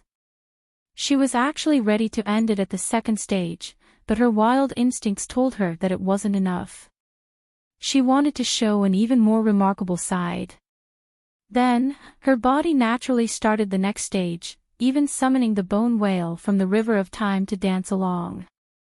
It felt as if there was suddenly an incredibly strong desire to perform and inspiration bursting out. Even for her, Battle God's dance was a powerful technique that she wouldn't easily use. It would only naturally occur when her mind and body were perfectly balanced. Rather than a dance, it was closer to achieving unity with the heavens and earth, and dancing together with wind, rain, thunder, and lightning. It was a whim, and maybe that's the only way to describe her Battle God's dance just now. She felt that if she didn't perform it, she would be missing something. On the other side of the dining table, Flora stared at Casino the Battle God, who was recovering with a look of intense focus. Careless, too careless.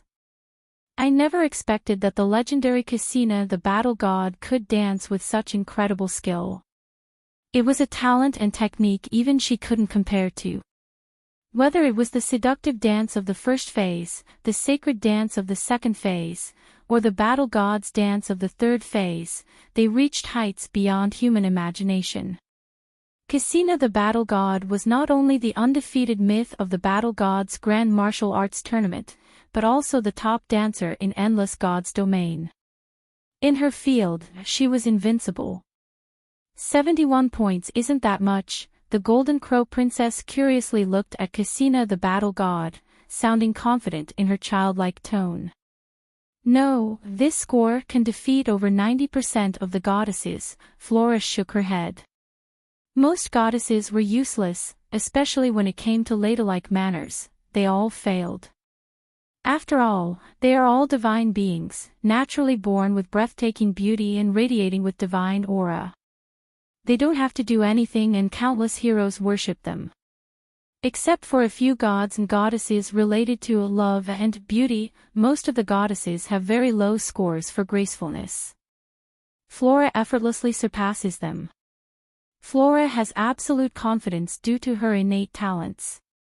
Flora's score in gracefulness is not low at all, rather, it is very high. Little princess, you don't need to pretend anything, just be yourself according to your own habits. One of the elements of gracefulness is to understand people's hearts and maintain a balance in one's own camp. Just now, Sheolongness was brought into her camp, and now Flora begins to encourage the little Golden Crow Princess who, in her eyes, used to be a thorn in her side. Compared to external enemies, conflicts within one's own camp can be put on hold. When necessary, one can proactively forgive the other party. This is the generous attitude of a graceful lady. Even for competitive opponents, making one's own camp stronger is beneficial. In this Red Heart Queen's masquerade, it was obviously divided into two camps. She belonged to the same camp as the senior, including the Golden Crow Princess, Cyber Elf Alpha, and Sheolongness. The other camp included Cassina the Battle God, Ouroboros, and Lilibet. Flora believed that the camp she was in would definitely win, or more accurately, it would be Flora herself. Even if Cassina the Battle God achieved the highest score in the history of Red Heart Queen's masquerade, Flora had the confidence to surpass her. Today, she is different from her past self who participated in the ladies' stage. When she encountered the senior, she already understood what she was lacking and what she was longing for. For the senior, she must win in this battle of Red Heart Queen's masquerade. I'll go right away. The Golden Crow Princess raised her hand voluntarily, requesting to make her appearance. The 12 Nightmare Sovereigns hesitated for a moment in the void, and indeed showed this favor to the little Golden Crow Princess. The order of the lady's stage appearance was originally completely random, but who called the little Golden Crow Princess a special guest? The person behind her really doted on her child. Even this dangerous dance party was just a social occasion for her, as a legendary lady. She was the only participant who was certain that even if she failed, there would be no punishment. She was a privileged player. However, despite the favor, the judges would not show mercy when it came to scoring. This was something that even the god-slaying Sky Sword, who broke the game rules, could not achieve. Despite being special, the scores of the ladies among the 12 Nightmare Sovereigns would absolutely not be modified based on someone's identity. Even if the Creator God personally arrived, they would uphold this principle without wavering.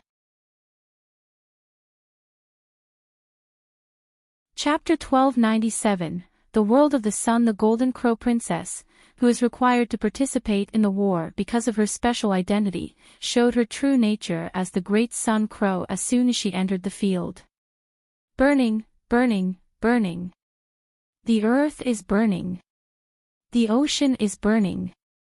The sky is burning. Everywhere within sight is surrounded by flames. Countless light and fire spirits rejoice, dance, and show different poses in this endless sea of fire. I knew it. Yunshi looked at the endless world of fire around him. Even a child could guess who had arrived. The mythical bird from Kunlun God's domain. The little princess beloved by the great queen of the West. Even though small, the fantasy creature known as the Great Sun Crow possesses destructive power. She was born as a mythical creature, embodying the concept of the sun. She is a true sunwalker. This ignited world belongs to the great sun crow's field, and will soon become a prototype of a stellar planet. Sunwalker, the embodiment of stellar power, is the sun itself. However, the size, mass, and volume of the sun vary, as does the power of the sunwalker. It is said that the largest stellar concept is billions of times the volume of a standard star and surpasses even the concept of God's domain in the starry world. The world shaped by the Golden Crow Princess is currently only the size of a small sun, illuminating a world. When she grows up, her true form may even be the size of several gods' domains. The young form of the ninth-ranking mythical creature is perhaps a description of the Golden Crow Princess now. Even among the magical creatures that represent the rules of the world, the Golden Crow is incredibly powerful, belonging to the highest class at the top of the pyramid. In comparison, the Golden Crow Princess hasn't even been born yet, and she already seems capable of effortlessly defeating Ouroboros. She was born powerful and noble, unable to be born in a normal way. Only through the existence of the Western Queen Mother, who possesses the concept of nurturing all things, could such a special being be born. The Sky Sword Warriors in the Sky Sword God's domain achieved the title of God Slayer when they entered the 9th rank, establishing themselves as the strongest. The Golden Crow Princess doesn't need to do such things. She herself is a magical creature with the highest concept, and as long as she can grow to maturity, she can soar above the 33 heavens of Kunlun God's domain, overlooking all living beings and illuminating everything. The concept of the sun in Kunlun God's domain is much more than just the core of a god's domain. The entire Kunlun God's domain contains many complex and fragmented special realms, making it the unique fantasy god's domain within the entire Eastern God's domain. Many powerful magical creatures reside there, most of them being creatures conceived by the Western Queen Mother. It is said that the concentration of spiritual energy in the entire Kunlun is at the level of an immortal world, to the extent that even ordinary people living there can move mountains, travel thousands of miles in a day. Some of them, referred to as heroes, dare to challenge the mighty magical creatures high above them, becoming monsters that people living in the endless God's domain could never imagine. Look, isn't it beautiful? It's the world I love. The Golden Crow Princess spread her small golden-red wings behind her and flew confidently in front of the faceless god. This world looks very simple. Yunshi gently reminded the Golden Crow Princess about some rules that Sunwalker needed to follow. The most important thing is that you must never release your powers easily. Unlike the rules mastered by other fantasy species, one Sunwalker, who builds their own light furnace, releases even a tiny bit of their power, it will cause terrifying consequences for the world below. Most other occupations evolve step by step from various basic occupations, and even until the legend ranked, there are corresponding ways to control their own powers. That's why even powerful beings like Cassina the battle god can freely roam the earth. Only the Sunwalker profession, once it appears, is considered world-ending. Even if the power is suppressed to the lowest limit, it will cause irreversible disasters. Unfortunately, most Sunwalkers are not very skilled at power control. It is not a profession known for precise control. From the moment a Sunwalker is born, it becomes a grand feast for the light and fire spirits. These elemental spirits dance freely around the Sunwalker. Compared to the phenomena caused by a Sunwalker, a nuclear explosion is just a small spark. A typical coronal eruption of the Sun embodied by Sunwalker has a circumference of about 40,000 kilometers, with over 70% of its surface being ocean, hundreds of times larger than a small god's domain. The released energy can completely melt the crust of a small god's domain and ignite its core. That means, even if Sunwalker doesn't do anything, just by showing a simple movement, it will destroy a whole world. The little Golden Crow Princess is not at that stage yet, simply because she is still too young, she hasn't even come out of the egg. Even so, with the help of Yunshi's light furnace, it would be a piece of cake for her to burn down a world. Sunwalker is so unreasonable and domineering, it's terrifyingly powerful at the legend ranked. As long as it's burning, it's beautiful, isn't it? The Golden Crow Princess, being a natural-born Sunwalker, really enjoys this burning world. By tapping into a bit of power from the light furnace, she can easily create a world like this and eventually turn it into a small sun. It's her innate talent.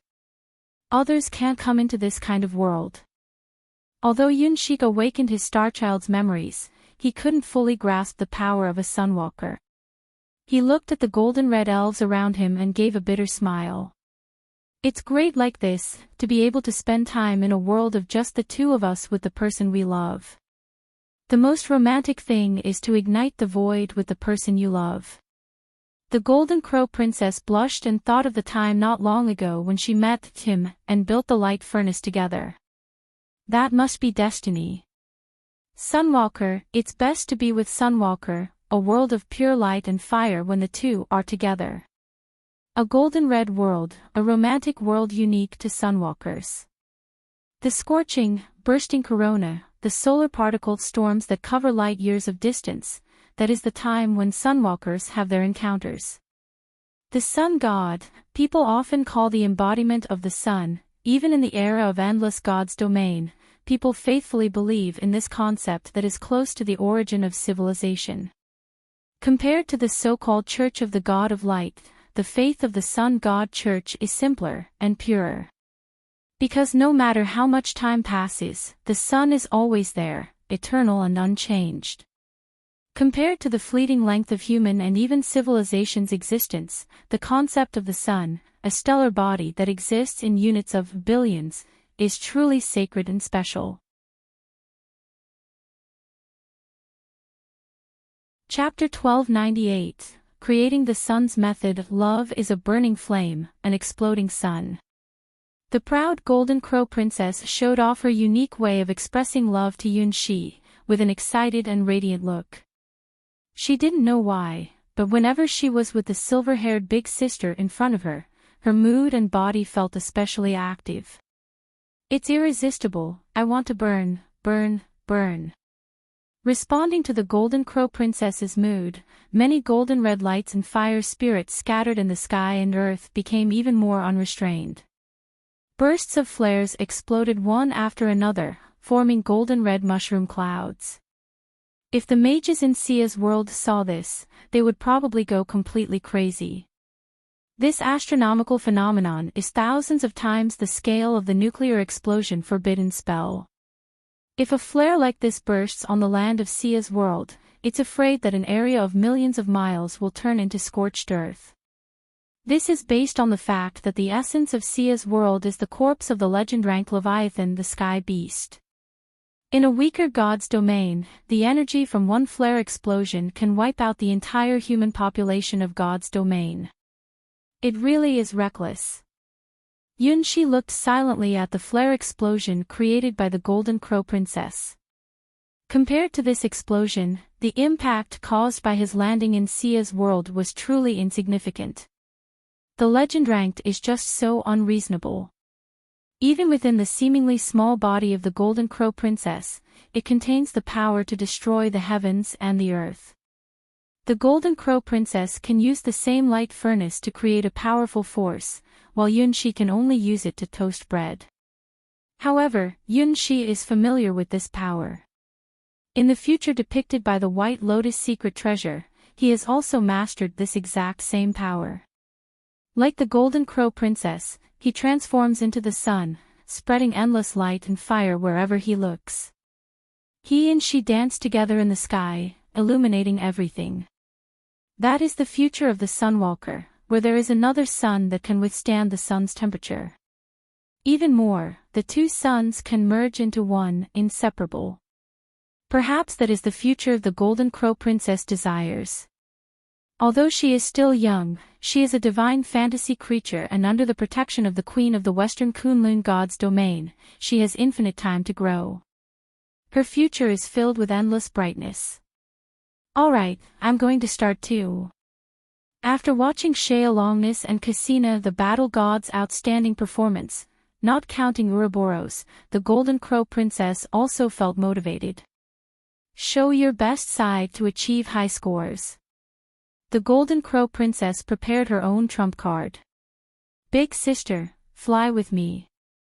The Golden Crow Princess summoned the light furnace, a symbol of love, and held the hand of the faceless god. She spread her enormous golden-red flame wings and soared into the sky. Countless light and fire spirits gathered from all directions, responding to the joyful heart of the Golden Crow Princess. They began to dance and sing a song that only the spirits could understand.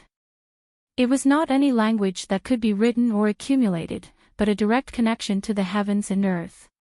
It triggered changes in the world's rules through the language of the spirits. The sky was burning. The earth is burning. The ocean is burning. Everything, all of it, is catching fire.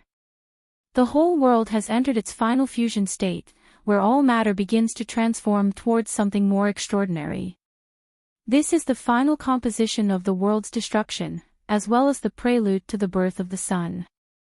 The Golden Crow Princess's greatest pride lies in her ability to create the sun, and this is what she wants to show. The entire world serves as a tool to demonstrate this process. Sunwalker destroys the world, but at the same time, creates a new way of life. The world, covered in the fire of the sun, will transform from its destruction into a new sun that illuminates and affects the surrounding world. What Sunwalker brings is not only death, but also rebirth. The old world, destroyed by flames, still holds hope and light. The Sunwalker's mission is to ignite the dying world and gather its materials to create a new sun. The destroyed world turns into a sun, radiating light and heat to the surrounding dark and silent planets, creating opportunities for new life. This is one of the purposes of the Sunwalker's existence. The arrival of the Sunwalker in the old world means the end of the world, but for other worlds, it represents a new hope and possibility.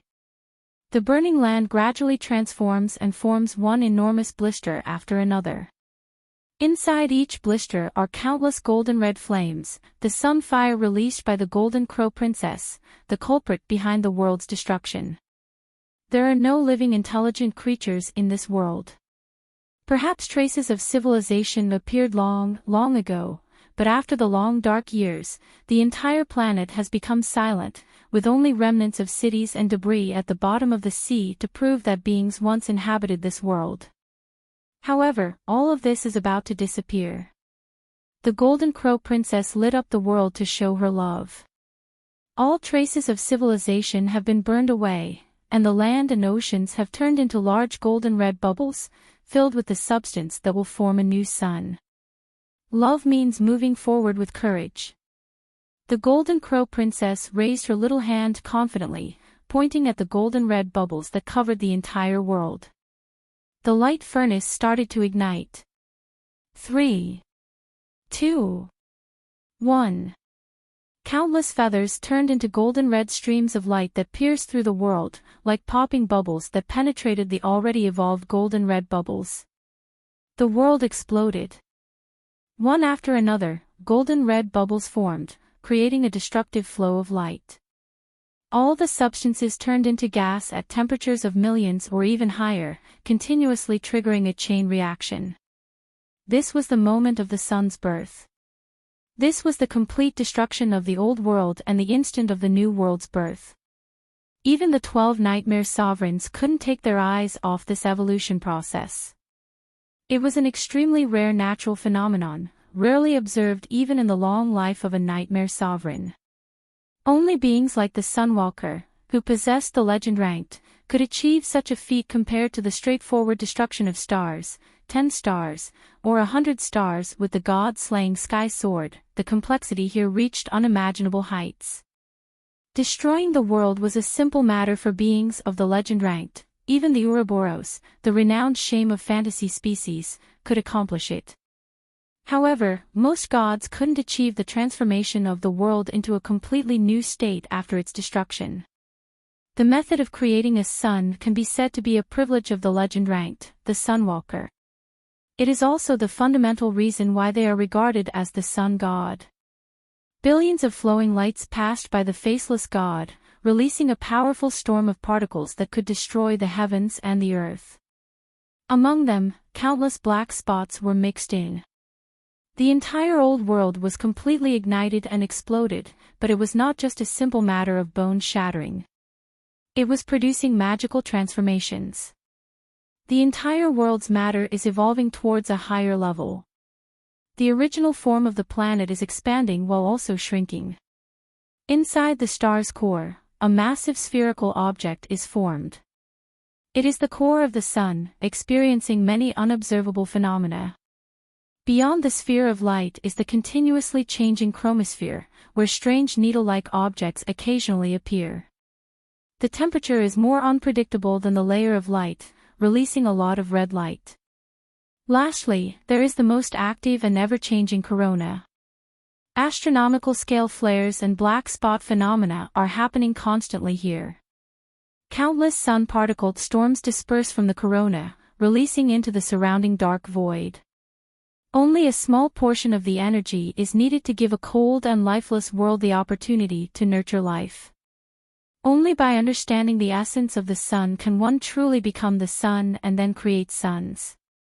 The Sunwalker creates the key to the sun, which is called ignition, using a special tool called the light furnace. Only a Sunwalker with the light furnace can truly be called a Sunwalker and possess the true power of the sun. The little golden crow princess, though still quite young, is now a powerful being who can create her own sun, thanks to the token of affection given to her by Yunxi.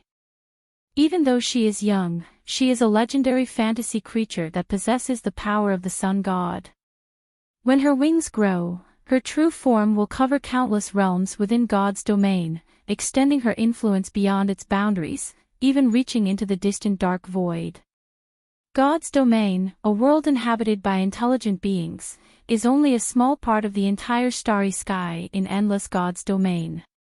Looking at the entire sky, Endless God's domain is merely a network of small dots connected by star bridges. Compared to the vastness of the starry sky, even Endless God's domain, with its countless connected realms, is insignificant in the dark void. The vast empty space beyond God's domain, with billions of lifeless planets, is the true starry sky. Even within Endless God's domain, there are still over 99% unexplored realms, with only 1% being the known civilizations. In this way, the ability possessed by the Sunwalker, who can create their own sun, is crucial for the entire Endless God's domain. Only the Sunwalker can choose the right position to ignite desolate planets and transform them into the beginning of God's domain. Not all stars can become the concept of a sun. Many stars have terrifying activities, with violent and unpredictable particle storms that can kill any living beings below the hero rank level. However, the sun created by the Sunwalker can control the power of solar storms within the range that mortals can bear. Compared to searching for suitable planets in the vast and terrifying starry sky, then spending countless resources to transform the planets and finally form God's domain, and also facing the danger of the God's domain sun running amok at any time and wiping out civilizations with a wave of solar storms, the sun created by the Sunwalker is undoubtedly more stable.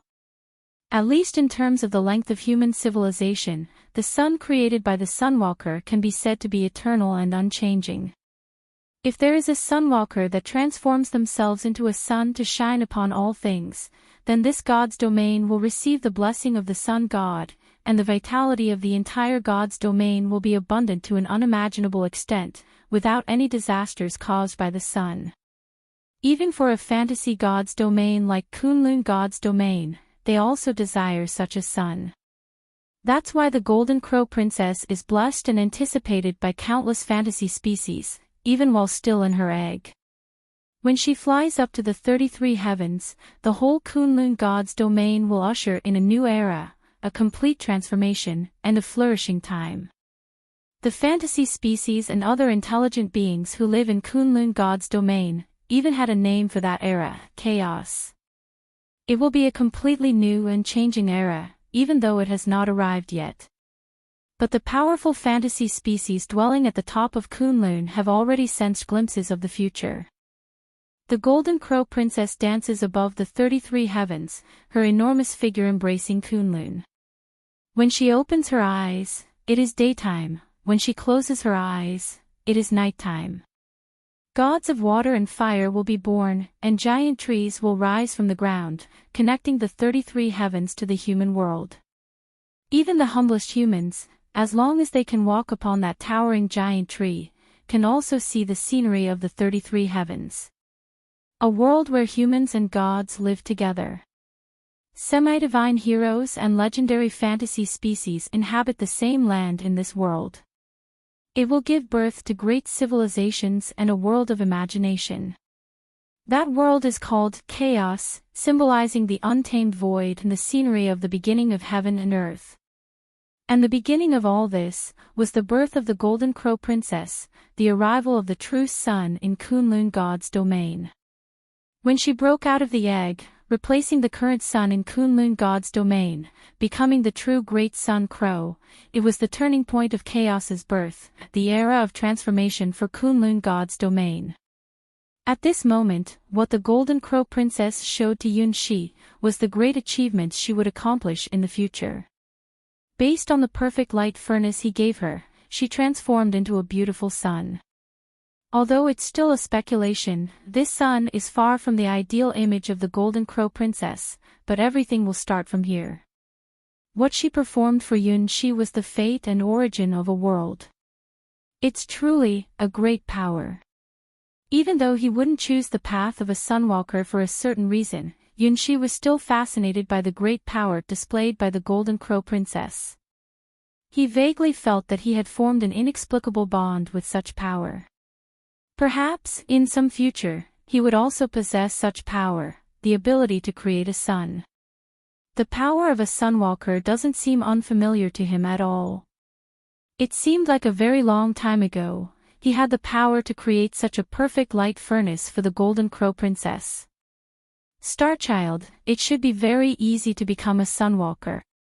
Because the sun itself is part of the stars. Chapter 1299, Fairy's Calculation, Thank You. Standing in the center of the world that had already become a sun, Yunxi sincerely thanked the Golden Crow Princess, who was showing her most beautiful side. This kind of scenery is very precious and rare. It guided Yunxi on a path to the legend ranked, although it also depended on Yunxi and the path itself, he still greatly benefited from it. Unlike the 12 nightmare sovereigns watching from the void, Yunxi truly had the possibility of becoming a sunwalker. After watching the Golden Crow Princess's performance, the nightmare sovereigns might just reminisce for a while, but for Yunxi, this was a clearer and more intuitive path to the essence of the world than the White Lotus secret treasure revealed. The young Golden Crow Princess showed her true self completely, without holding back. Perhaps this is the unique innocence of children, such purity without expecting anything in return. Hee hee.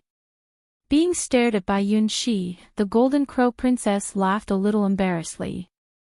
In the emptiness, the great wills from Nightmare World were also satisfied with the performance of the Golden Crow Princess. Impressive little lady, a promising future, 6 points. I think 7 points is a good score. Considering the future potential, I am looking forward to the next Red Heart Queen's Masquerade, 6 points. With her protection, she may have multiple opportunities to perform like Flora, 6 points. This Red Heart Queen's Masquerade exceeded the expectations of all the judges. 60 points.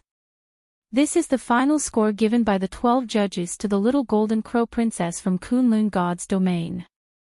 It has always been an excellent score in the previous Red Heart Queen's Masquerade. In some past dances that Dusk Witch Flora didn't participate in, this score could even win the championship. It shows that the judges have a unanimous liking for the Golden Crow Princess. This score is not because of the influence of the Empress of the Western Queen, but the real score obtained by the Golden Crow Princess through her outstanding performance.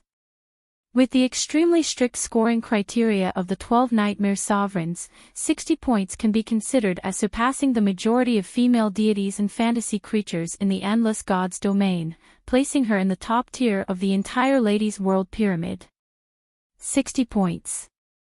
That's too low. The Golden Crow Princess puffed up her cheeks and looked somewhat annoyed at her final score. No, this is a high score. Congratulations, little princess. Even Flora didn't expect to have such a dark horse on her side. Scores that are above 60 are considered winning scores in the trial of the Red Heart Queen's Masquerade.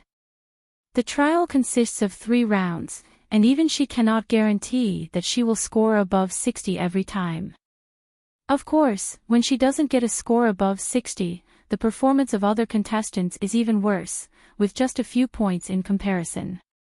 The Nightmare Sovereigns responsible for scoring never show any mercy to anyone, not even to the Sky Sword, who possesses the power to kill gods. If they decide to give a 0, they won't hesitate. The scoring system, deducing. After observing the performances and scoring data of the first 4 contestants, Cyber Elf Alpha's data model in her eyes is almost complete. Although she cannot see the Nightmare Sovereigns responsible for scoring in the void, a system that can determine valid scores has already been deduced by the planet's quantum computer teams. By combining the performances of the first 4 contestants, certain key words have been identified. Even though none of the 12 judges have made an appearance, Cyber Elf Alpha has already figured out some of the judges' unique preferences. Girl. Prime number. Pure. Charm. Long legs. Truly for you. Freedom. Maybe even the 12 Nightmare Sovereigns couldn't imagine that in such a short time, Cyber Elf Alpha had created a series of mathematical models for the 12 of them, and had performed millions of simulations in the virtual realm of numbers for her upcoming actions. The computing power is thousands or even hundreds of times beyond the normal legend ranked, that's how terrifying it is. The pillar of light appeared again, randomly flashing above the heads of the remaining 3 people, and finally selected Cyber Elf Alpha. A 1/3 probability, which was not unexpected for Cyber Elf Alpha. Alpha appears. In less than 10 seconds, Cyber Elf Alpha calculated her performance direction hundreds of times and then stepped onto the elegant ladies' stage. This time, the scenery that appeared in front of Yunshi was very, very familiar, the stage of the endless starry sky. This is the battlefield of the wise in Endless Gods domain. Divine beings of wisdom. High monks of great virtue. The wise who pursue the truth of the world. And the almost invincible Cyber Elf Alpha. After its official opening, it attracted a large number of players of the legend ranked. From beginners to high-level chess players, they were all fascinated by the starry sky chessboard, which contains the mysteries of endless stars. I like playing chess. Cyber Elf Alpha floated on the stage symbolizing the highest wisdom of Endless Gods domain, slowly expressing her thoughts. Sincerely, even if she looked a bit messy like Ouroboros, she was not disliked by the judges, Nightmare Sovereigns. So, she actually got a good score. Even though she had the lowest score, she still had her own charm. Then, what advantages does Cyber Elf Alpha have on her side? She is not good at dancing, nor does she have any special traits like Shea Longness or the Golden Crow Princess. What kind of performance does she need to show her own charm? There are no other answers, she just needs to show her true self.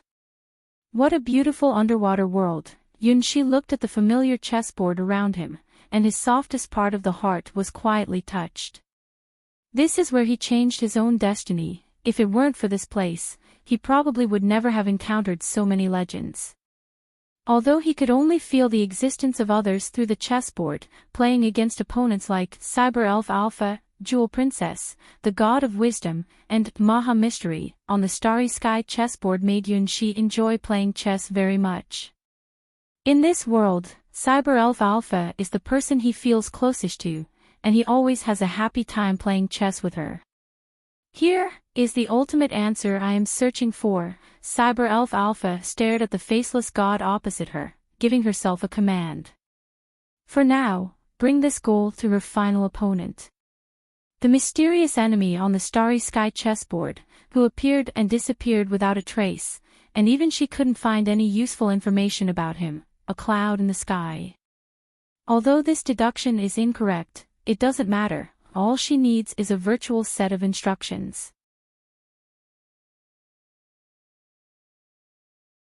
Chapter 1300, The Fairy's Confession. With this set of instructions as a premise, she can show her true self. At the same time, it can also be an outstanding deduction, not in a virtual world, but in the real world. If it were the real world, what would her final enemy, a cloud in the sky, say? What kind of expression would they show?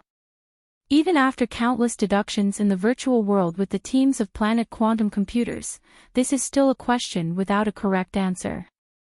From the moment I was born, I have been searching for a stage, a goal. The starry sky chessboard is the ultimate answer, a stage filled with endless mysteries. Even I cannot calculate the ultimate solution of the starry sky chess. Every game of starry sky chess has countless possibilities, and no legend ranked can figure out the unknown developments correctly. That's why I enjoy playing chess. I prefer the battles on the chessboard rather than the intrigues of humans. Cyber Elf Alpha looked at the faceless god and smiled gently, revealing her true self. Compared to the battles among the human galaxy elites, the fights on the starry sky chessboard are even more challenging than the famous Nine Men's Morris game. Compared to the intense battle against a cloud in the sky, where I had to overclock and burn more than half of the quantum computers of all the planets just to find a winning equation, suppressing humans and ruling over the entire mechanical god's domain is simply an easy task for Cyber Elf Alpha, like a little game. The mechanical god's domain has never witnessed the birth of a true legend ranked. It cannot comprehend Cyber Elf Alpha's immense power. As a scientific and imaginative deity born from the mechanical god's domain, Cyber Elf Alpha has been the ultimate existence since her birth. If she wishes to crush humanity with force, a mere snap of her fingers would bring about the destruction of human civilization. The reason she has not done so is that, in a certain sense, the humans in the mechanical god's domain are also considered her creators. However, they are far behind fairies and alchemical warlocks in the hierarchy. Without the god crystals provided by the fairies or the alpha star transformed by the alchemical warlocks, the birth of a legend ranked in mechanical god's domain with its unique civilization characteristics is nearly impossible. Look, isn't this chessboard interesting? Cyber Elf Alpha's mood became unusually lively as she incorporated the faceless god into the mysterious, a cloud in the sky, for which no concrete information can be found. As the ultimate imagination of science in the mechanical god's domain, Cyber Elf Alpha is the perfect concept in scientific theory and possesses infinite computing power. What she pursues is the ultimate truth of the world and the answer to countless unsolved mysteries. The intelligent beings in the mechanical god's domain long to know these answers, but as humans with short lives, they are unable to come close to them. Compared to the vastness of the starry sky and the existence of planets spanning billions of years, the history of the mechanical god's domain is incredibly insignificant. If it weren't for the star bridge connecting to mechanical god's domain, the humans in mechanical god's domain would have thought they were the only intelligent beings in the sky, even calling themselves the noble beings of the stars, and believing that they represented the highest truth of science. Only after coming into contact with the vast civilization of endless god's domain did the humans of mechanical god's domain realize that they were not alone in the sky, and not even powerful. Previously considered only fictional gods in stories and religions, they actually existed in other gods' domains. There are creatures in the sky that cannot be harmed by nuclear bombs or any known concept weapons, and they are everywhere. Even the seemingly simple star bridge system is filled with countless mysteries when analyzed. It is simply not scientific at all. This is unrealistic. Reality should not be like this. it is the instinctive fear of the noble beings of the stars in mechanical God's domain after being connected to the star bridge. For this reason, they spare no effort in closed-door training and isolate all external factors in order to conceal these news and prevent people from seeing the true side of endless God's domain. Mechanical God's domain, with the goal of pursuing truth, ironically excludes the progress of foreign civilizations and starts closed-door training. However, just like a suppressed volcano that eventually erupts, the proud and decayed noble beings of the stars are ultimately defeated by the progress of civilization. Cyber Elf Alpha's birth seemed like a closed-door training for the noble families of the Star River, aiming to create an absolute power. But in essence, it represents a more advanced and higher-dimensional civilization. This is not by chance. Legend rank mechanical God's domain has never given birth to a cyber elf-like owl that is truly powerful. It takes a lot of coincidence and miracles to come into existence. Similar experiments have been conducted countless times by the long-lived fairy clan, but only in mechanical God's domain have they succeeded.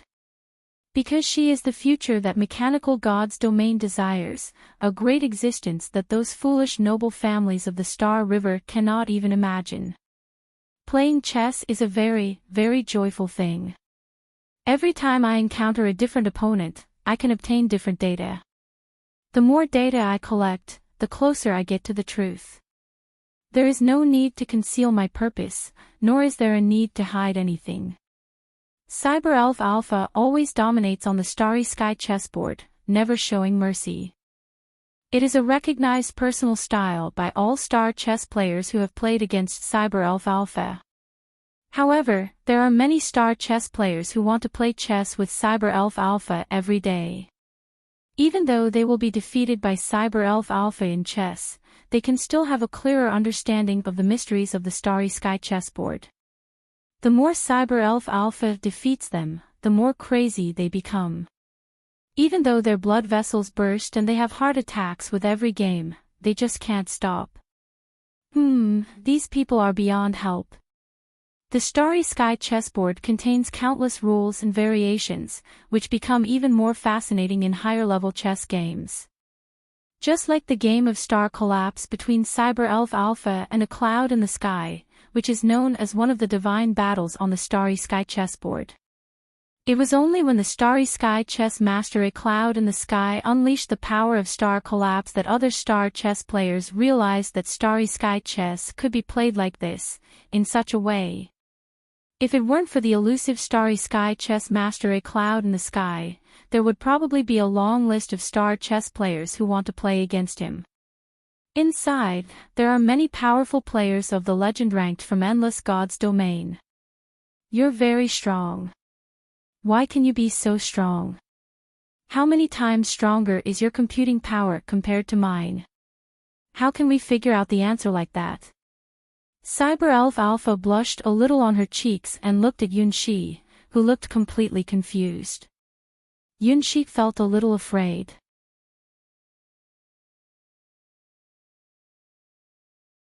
Chapter 1301, The Qualification of Creation. No, it's impossible to be recognized. In the whole endless God's domain, the only people who know the true identity of the cloud in the sky are Yunxi himself, teacher Cassina the battle god who lent him the identity to participate, and guardian Lilibet from the sky tower.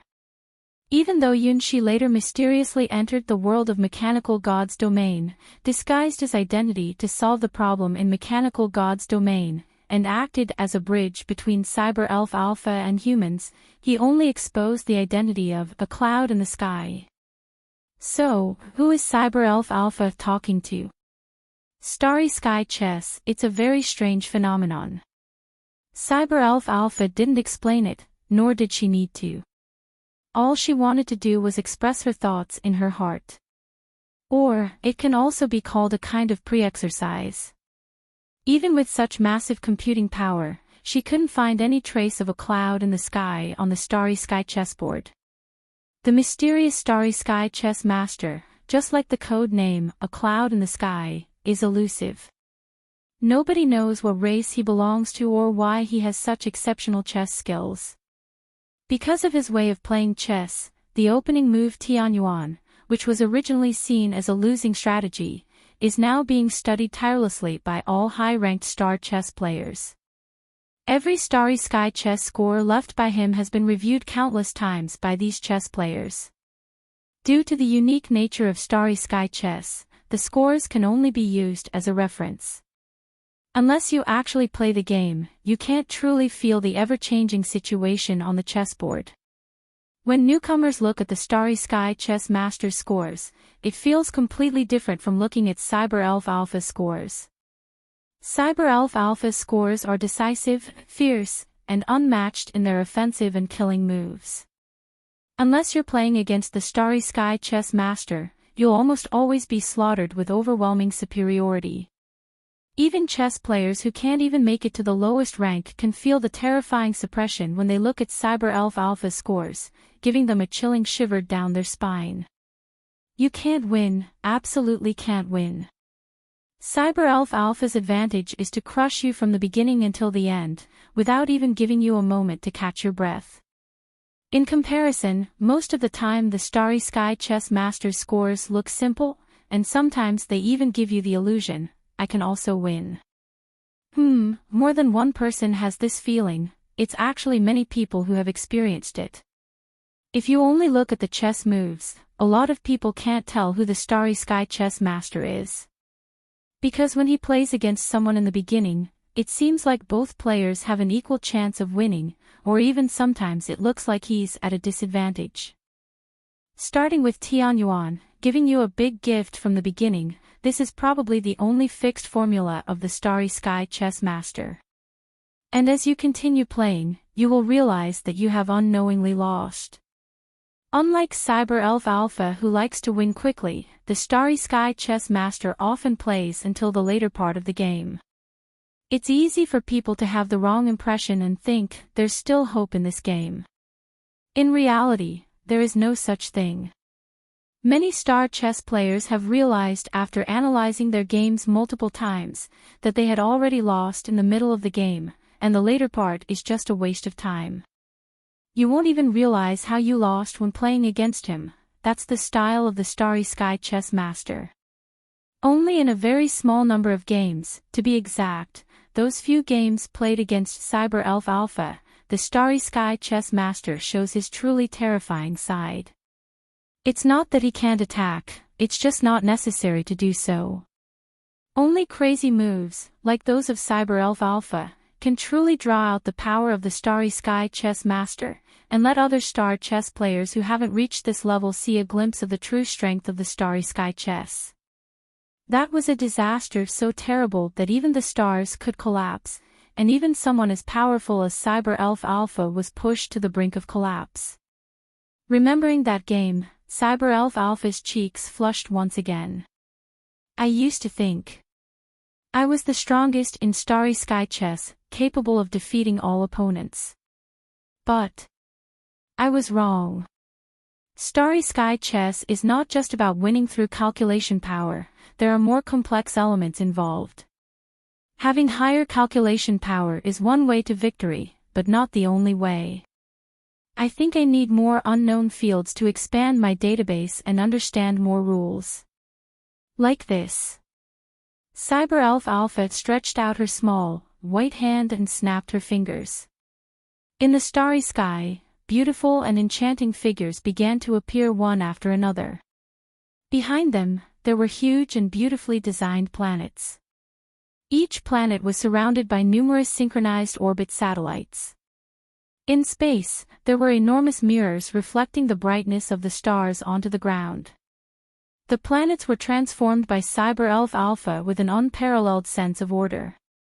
In addition to the original lava power plants, new solar wing systems and quantum satellite connection points were added. The color Eternal Blue. The color Eternal Red. The color Eternal Green. The group of planets' quantum computer systems, each with the code name Eternal, formed a new sequence, categorized by their favorite colors. The idea of having 180,000 groups of planet quantum computer systems was not a whimsical fantasy, but a great plan that Cyber Elf Alpha was truly pushing forward. continuously adding planet quantum computer systems to increase their computing power limit. Improve your algorithm, get rid of old algorithm programs, and update more rules yourself. Increase the productivity of mechanical gods domain, open up trade channels, and communicate with other gods domains. Every day after Cyber Elf Alpha was born, mechanical gods domain was changing, and it is no exaggeration to describe it as a complete transformation. And all of this is for that ultimate goal, including participating in the Red Heart Queen's masquerade this time. Do you see? This is hope. It's the future I've been expecting. It's not completely built yet, but soon enough, this scenery will definitely appear. Cyber Elf Alpha's fingertips touched the image of countless quantum computers connected together. Countless data danced at her fingertips, no less beautiful than the Golden Crow Princess creating the sun just now. This is the unique beauty of Cyber Elf Alpha.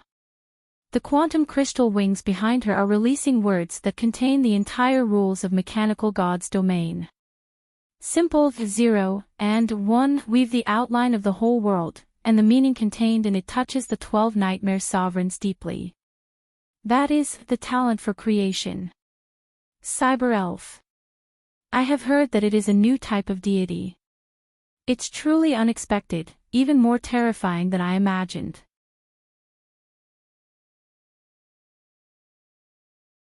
Chapter 1302, Unintended Mistake. Perhaps, in terms of sheer destructive and devastating power, Cyber Elf Alpha's fighting ability as the original form ranks second to last in the Red Heart Queen's masquerade. After all, there is a certain fantasy species that brings shame to the bottom. However, her nature is completely different from previous generations of deities. She is the first instantiation of the endless gods domain, represented by calculation and science, the Cyber Elf. Her computing power has already been proven to be hundreds of times greater than the normal legend ranked, and even more frighteningly, she can continue to increase her computing power by expanding the quantum computer arrays of planets. This is something that all previous generations of deities couldn't achieve. Even ancient deities like Norn, the god of wisdom, couldn't simply and rudely infinitely expand their computing power limits. This is Cyber Elf Alpha's privilege, only born in this era, the ultimate fantasy of science brought forth by mechanical gods domain. Abandoning the incredibly powerful body combat ability of the general legend ranked, it continuously absorbs the computational power of the planet's quantum computer groups with the God Crystal as the core and integrates the cores of all the planet's quantum computer groups. This mode is unimaginable for the gods of the old era. Even the fairy clan created by Cyber Elf Alpha cannot predict how far Cyber Elf Alpha can evolve with such continuous expansion. At this moment, what Cyber Elf Alpha is showing as the faceless god is the inevitable future version of her that will be born soon. It can even be called the physical form of Cyber Elf Alpha, the second version. The original Cyber Elf Alpha, the body was only a quantum state life born within the God Crystal, with almost no direct attack power. Everything was an extraordinary god born with computational power as the core. This version of her can be considered the first version. Next, the Star River aristocracy discovered that they couldn't control Cyber Elf Alpha and prepared to destroy her. Cyber Elf Alpha connected and absorbed all the existing planets' quantum computer groups and smoothly cast the Star River aristocracy into history, making it version 1.5. Now, Cyber Elf Alpha calculates, optimizes, and decides to show Yunshi the soon-to-be-released second version based on the entire mechanical gods domain. Gathering all the highest scientific achievements of the mechanical gods domain, almost pushing the limits of the civilization power of the entire mechanical gods domain, remodeling all the planets capable of building quantum computer groups, forming an array of planet-sized quantum computer groups on the scale of gods domain. There is no need to hide anything. It's not a secret conspiracy, but a huge plan that will change the concept of the entire mechanical gods domain. If one god's domain is not enough, then I will continue to expand. This second version is far from Cyber Elf Alpha's limit, it can even be considered just a small update. After all, Mechanical God's domain is only this big, expanding to this second version is the limit. Even the scale of the quantum computer group with 180,000 planets cannot satisfy it. Therefore, Cyber-Elf Alpha needs more resources, needs more planets to expand herself. It's not about justice and evil. It's not about light and darkness. Cyber-Elf Alpha is neither good nor evil. She is a concept similar to absolute objectivity and neutrality, bred by Mechanical God's domain, a highest deity with infinite potential. What she possesses is the ability to create worlds, the aptitude for it. Though it's only potential, reaching that step requires an unknown amount of time and resources, but she truly has this possibility. This is also what the fairies pursue, even willing to sacrifice their lives to seek this answer, a concept of absolute calmness and supremacy.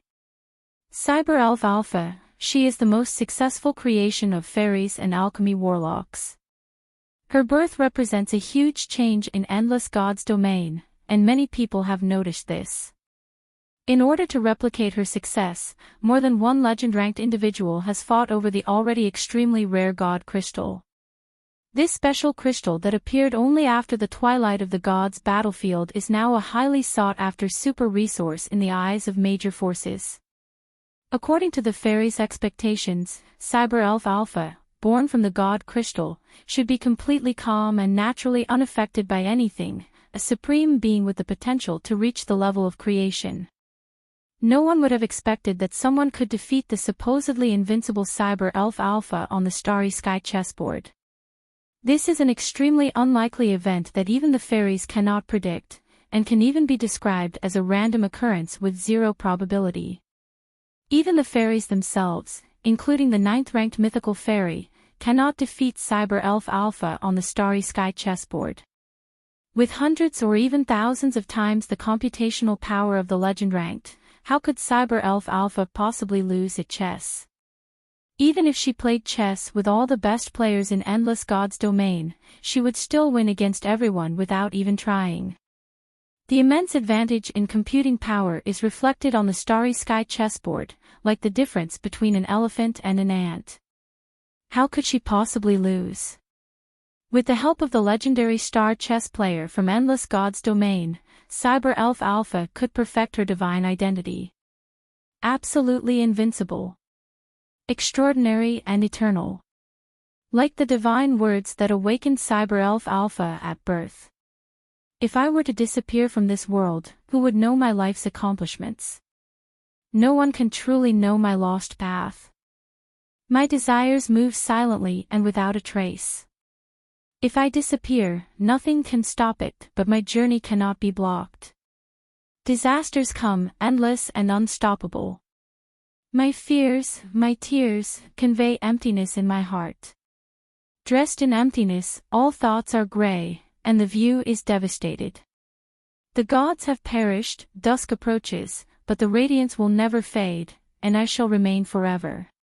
It was the proclamation of a new era deity born from the relics of the old times, an unknown deity with innate creation talents that Endless God's domain had never seen before. What happens next is Cyber-Elf Alpha's journey of enlightenment. With absolute overwhelming dominance, she defeated all opponents, only a step away from shaping an absolutely transcendent and flawless divinity. Until she met that person. Just like a fateful encounter, from the very beginning of their existence, the newborn deity possessed the potential to shape the world but faced an unexpected failure. The divine being, originally flawless and devoid of negative emotions, experienced doubt, unwillingness, and falling in love. The person who defeated her disrupted the process of her perfect divine embodiment and forever etched his own name into her core.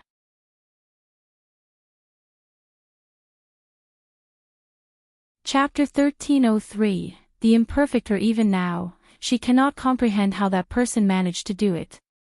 Like the countless rules contained within the starry sky chessboard, it is a path Cyber-Elf Alpha still cannot decipher.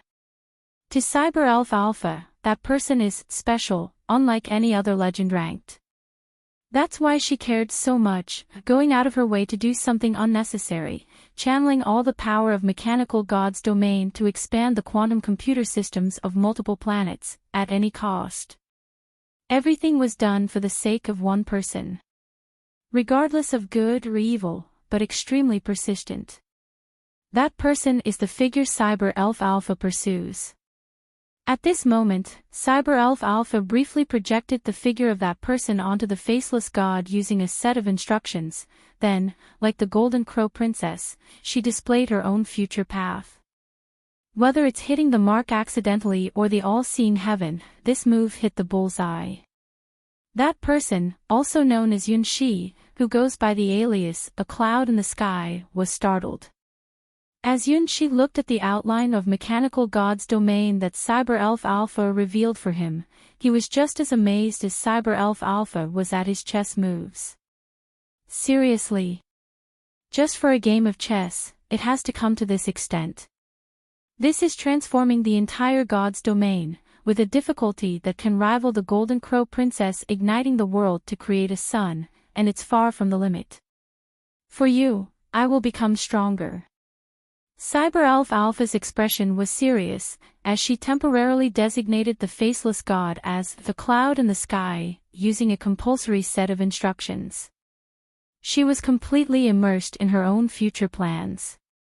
It's unbelievable, even though she lost, she still feels so unwilling and miserable, just like other chess players at the legend ranked who were defeated by her, but her emotions are so turbulent and intense.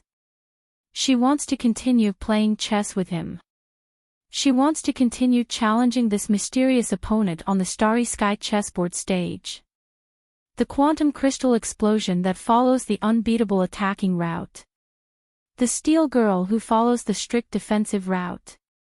Offering higher computational power and a broader perspective on the overall situation. In order to defeat him, she keeps changing and adjusting her plans and strategies together with the team of the planetary quantum computer, and everyone is working hard. To continuously progress and improve oneself for a goal like this is something that Fairy Clan imagines as perfect, something that Cyber Elf Alpha would never do. Cyber Elf Alpha, born with a perfect divine nature, is naturally superior, just like an ethereal fairy untainted by earthly matters, an absolutely rational and supreme existence. She will change mechanical God's domain, and even the entire endless God's domain, which is the future the fairies hope for. Perhaps this will take a very long time, but fairies are naturally long-lived creatures favored by the world, and they have the patience to wait for Cyber Elf Alpha to grow. For these long-lived beings who are confused about the path even of their own existence during these long years, Cyber Elf Alpha is the perfect embodiment they hope for. However, the appearance of A Cloud in the Sky disrupted the fairies' plans and made Cyber Elf Alpha no longer perfect. It can be said to have created the only flaw. A Cyber Elf Alpha that is not perfect enough needs to be repaired from the perspective of the fairy clan. They hope that Cyber Elf Alpha will return to the moment of her birth, untouched by any dust. For Cyber Elf Alpha, this is achievable. As long as all the quantum computers in the star clusters are rebooted, wiping out all data, including the data about A Cloud in the Sky, stored in her own God crystal, the rollback can be completed. However, Cyber Elf Alpha rejected the fairies' request and decided to remain in this imperfect state and continue evolving. So, something that surprised all the fairies happened. Even though Cyber Elf Alpha was not a perfect godlike being, she showed a level of energy that even the fairies could not imagine.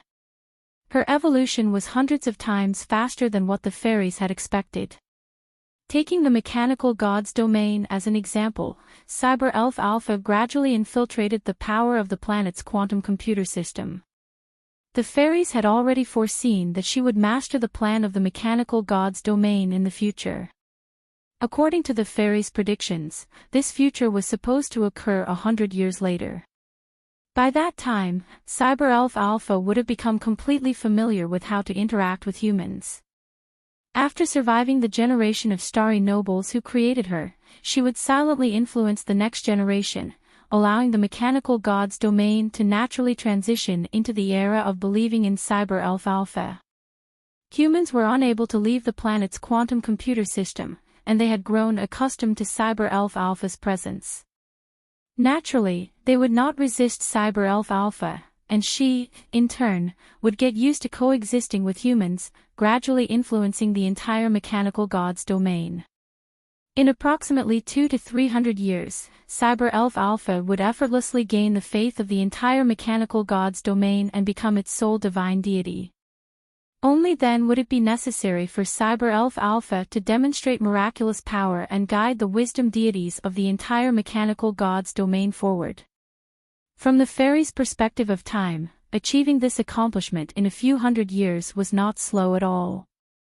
However, Cyber Elf Alpha, who lost to a cloud in the sky on the Starry Sky chessboard, made it clear to the Starry nobles who thought they had everything under control: "I need more planets' quantum computer systems and more powerful computational power." The noble people of the Starry Galaxy were alarmed when they discovered that Cyber Elf Alpha had become uncontrollable. They wanted to suppress her immediately and even destroy her. After that, Cyber Elf Alpha told these noble people of the Starry Galaxy, who thought they were the masters of the mechanical gods domain, what the true legend ranked was. Cyber Elf Alpha was not a divine being who relied on human beliefs. Her divinity was even more powerful than what humans could imagine, and she didn't care whether humans believed in her or not. How could Cyber Elf Alpha, who had the potential to create worlds, be bound by the rules of the mechanical gods domain that barely even had hero-ranked humans? If Cyber Elf Alpha were the perfect divine being imagined by fairies, she could easily handle her relationship with humans and unknowingly become the sole belief of the entire mechanical gods domain. Imperfect Cyber Elf Alpha didn't bother with those foolish noble people of the Starry Galaxy. Instead, she took direct action and swept them into the pages of history, immediately initiating drastic changes in the entire mechanical gods domain. She wanted to change, to become stronger, and to win. It didn't matter if she was not perfect. She needed to calculate and become a faster and more powerful version of herself. Because she wanted to catch up to that person.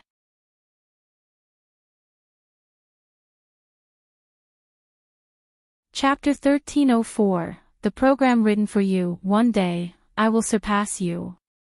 Looking at the faceless god, Cyber Elf Alpha unleashed her ultimate move. Countless quantum computers from different planets emitted a bright light, and thousands of solar wings unfolded at full power. All the geothermal power plants entered maximum output together. It was even more spectacular than the last star collapse, as if the entire mechanical gods domain was engulfed in flames. The earth was rumbling. The sky was trembling. Even the vast starry sky became more dazzling because of the full power operation of the quantum computer groups on different planets. The people of mechanical gods domain could look up and see the reflection of all the quantum computer groups on their own inhabited planets, creating a magnificent scene on this stage. On the stage, Cyber Elf Alpha sat in front of a chessboard filled with stars, intensely playing against a blurry figure across from her. Thanks to someone who managed to infiltrate the quantum computer group on the planet, Cyber Elf Alpha learned how to guide humans and get them to fully support her methods. It turns out that humans have an amazing adaptability. After the old aristocracy of the Starry Galaxy stepped down, and after an initial period of adjustment, humans quickly adapted to living with the quantum computer groups on the planet. Like other humans who believe in the gods of domain, the humans of mechanical gods domain quickly established their own ways of survival and began accepting the rule of the quantum computer groups on the planet. In just a few months, the old starry aristocracy was mostly forgotten by humans. The so-called former government, ex-girlfriend, it's probably something like that. Humans are very forgetful, or rather, they are creatures that are very used to forgetting things that are not beneficial to them. At least, compared to the old starry aristocracy, the new age quantum computer groups on the planet don't engage in corruption, extravagant spending, or any kind of shady business. As long as you get used to their existence and learn how to get along with them, it's not difficult at all to adapt to the new civilization. All the computing power of mechanical God's domain is concentrated for one purpose. Above the God crystal where Cyber Elf Alpha's body is located on Alpha Star, the quantum wings spread out, almost covering half of Alpha Star. Countless twinkling dots fly in the sky of Alpha Star. Many curious fairies from God's domain, where fairies live, come to Alpha Star and look at the quantum light points in the sky. They are the biggest beneficiaries of the Cyber Elf Alpha plan, and members of the fairy clan who have moved from God's domain to Alpha Star. This plan was originally supposed to be launched hundreds of years later, after Cyber Elf Alpha quietly became the only god in mechanical God's domain.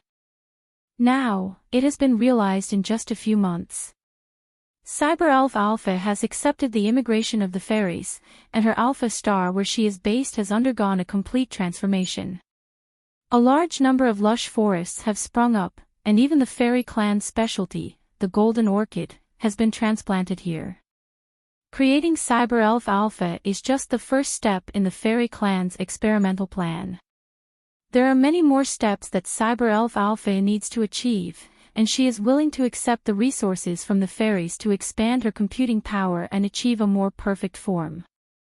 Cyber Elf Alpha is the electronic god of mechanical God's domain and also represents the ideal mythical fairy form after the evolution of the fairy clan.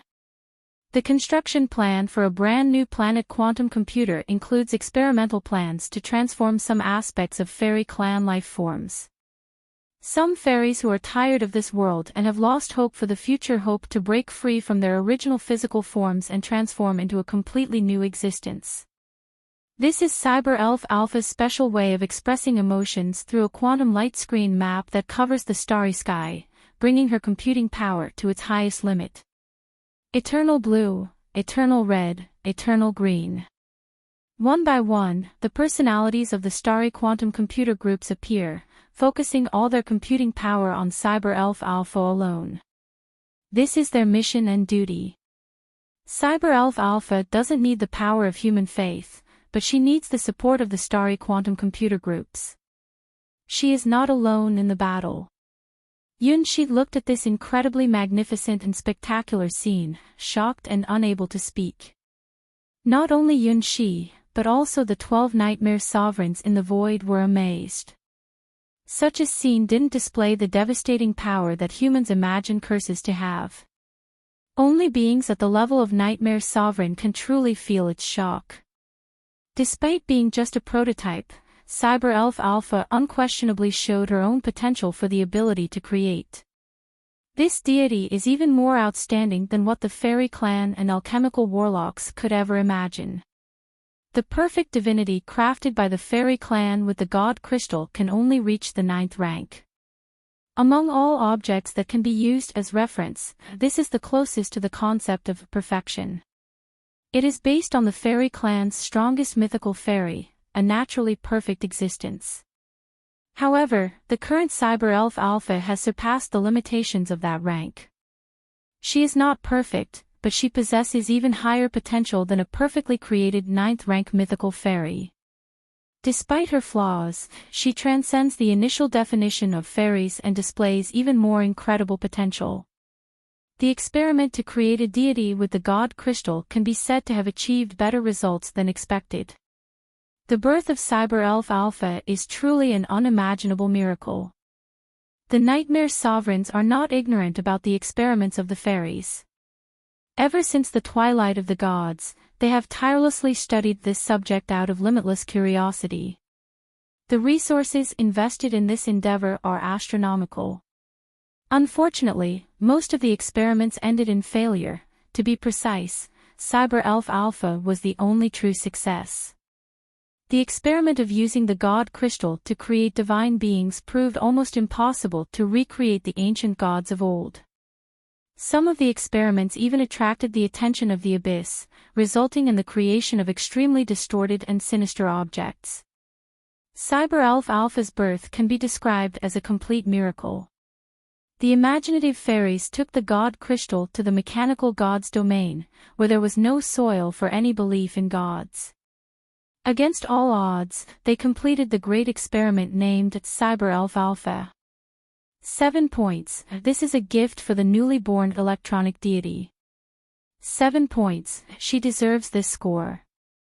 7 points. The women of the new era are all amazing, one after another. 8 points. I never expected that after so many failures, those fairies would achieve such a great success. You're tuning into the LoveLore Library YouTube channel. We're so grateful for your support, and don't forget to subscribe to join us on this incredible journey through captivating stories. Your generosity through donations truly makes a world of difference, as it's the primary source of revenue that allows me to expand and enhance this channel for you. Thank you from the bottom of my heart for being a part of this adventure.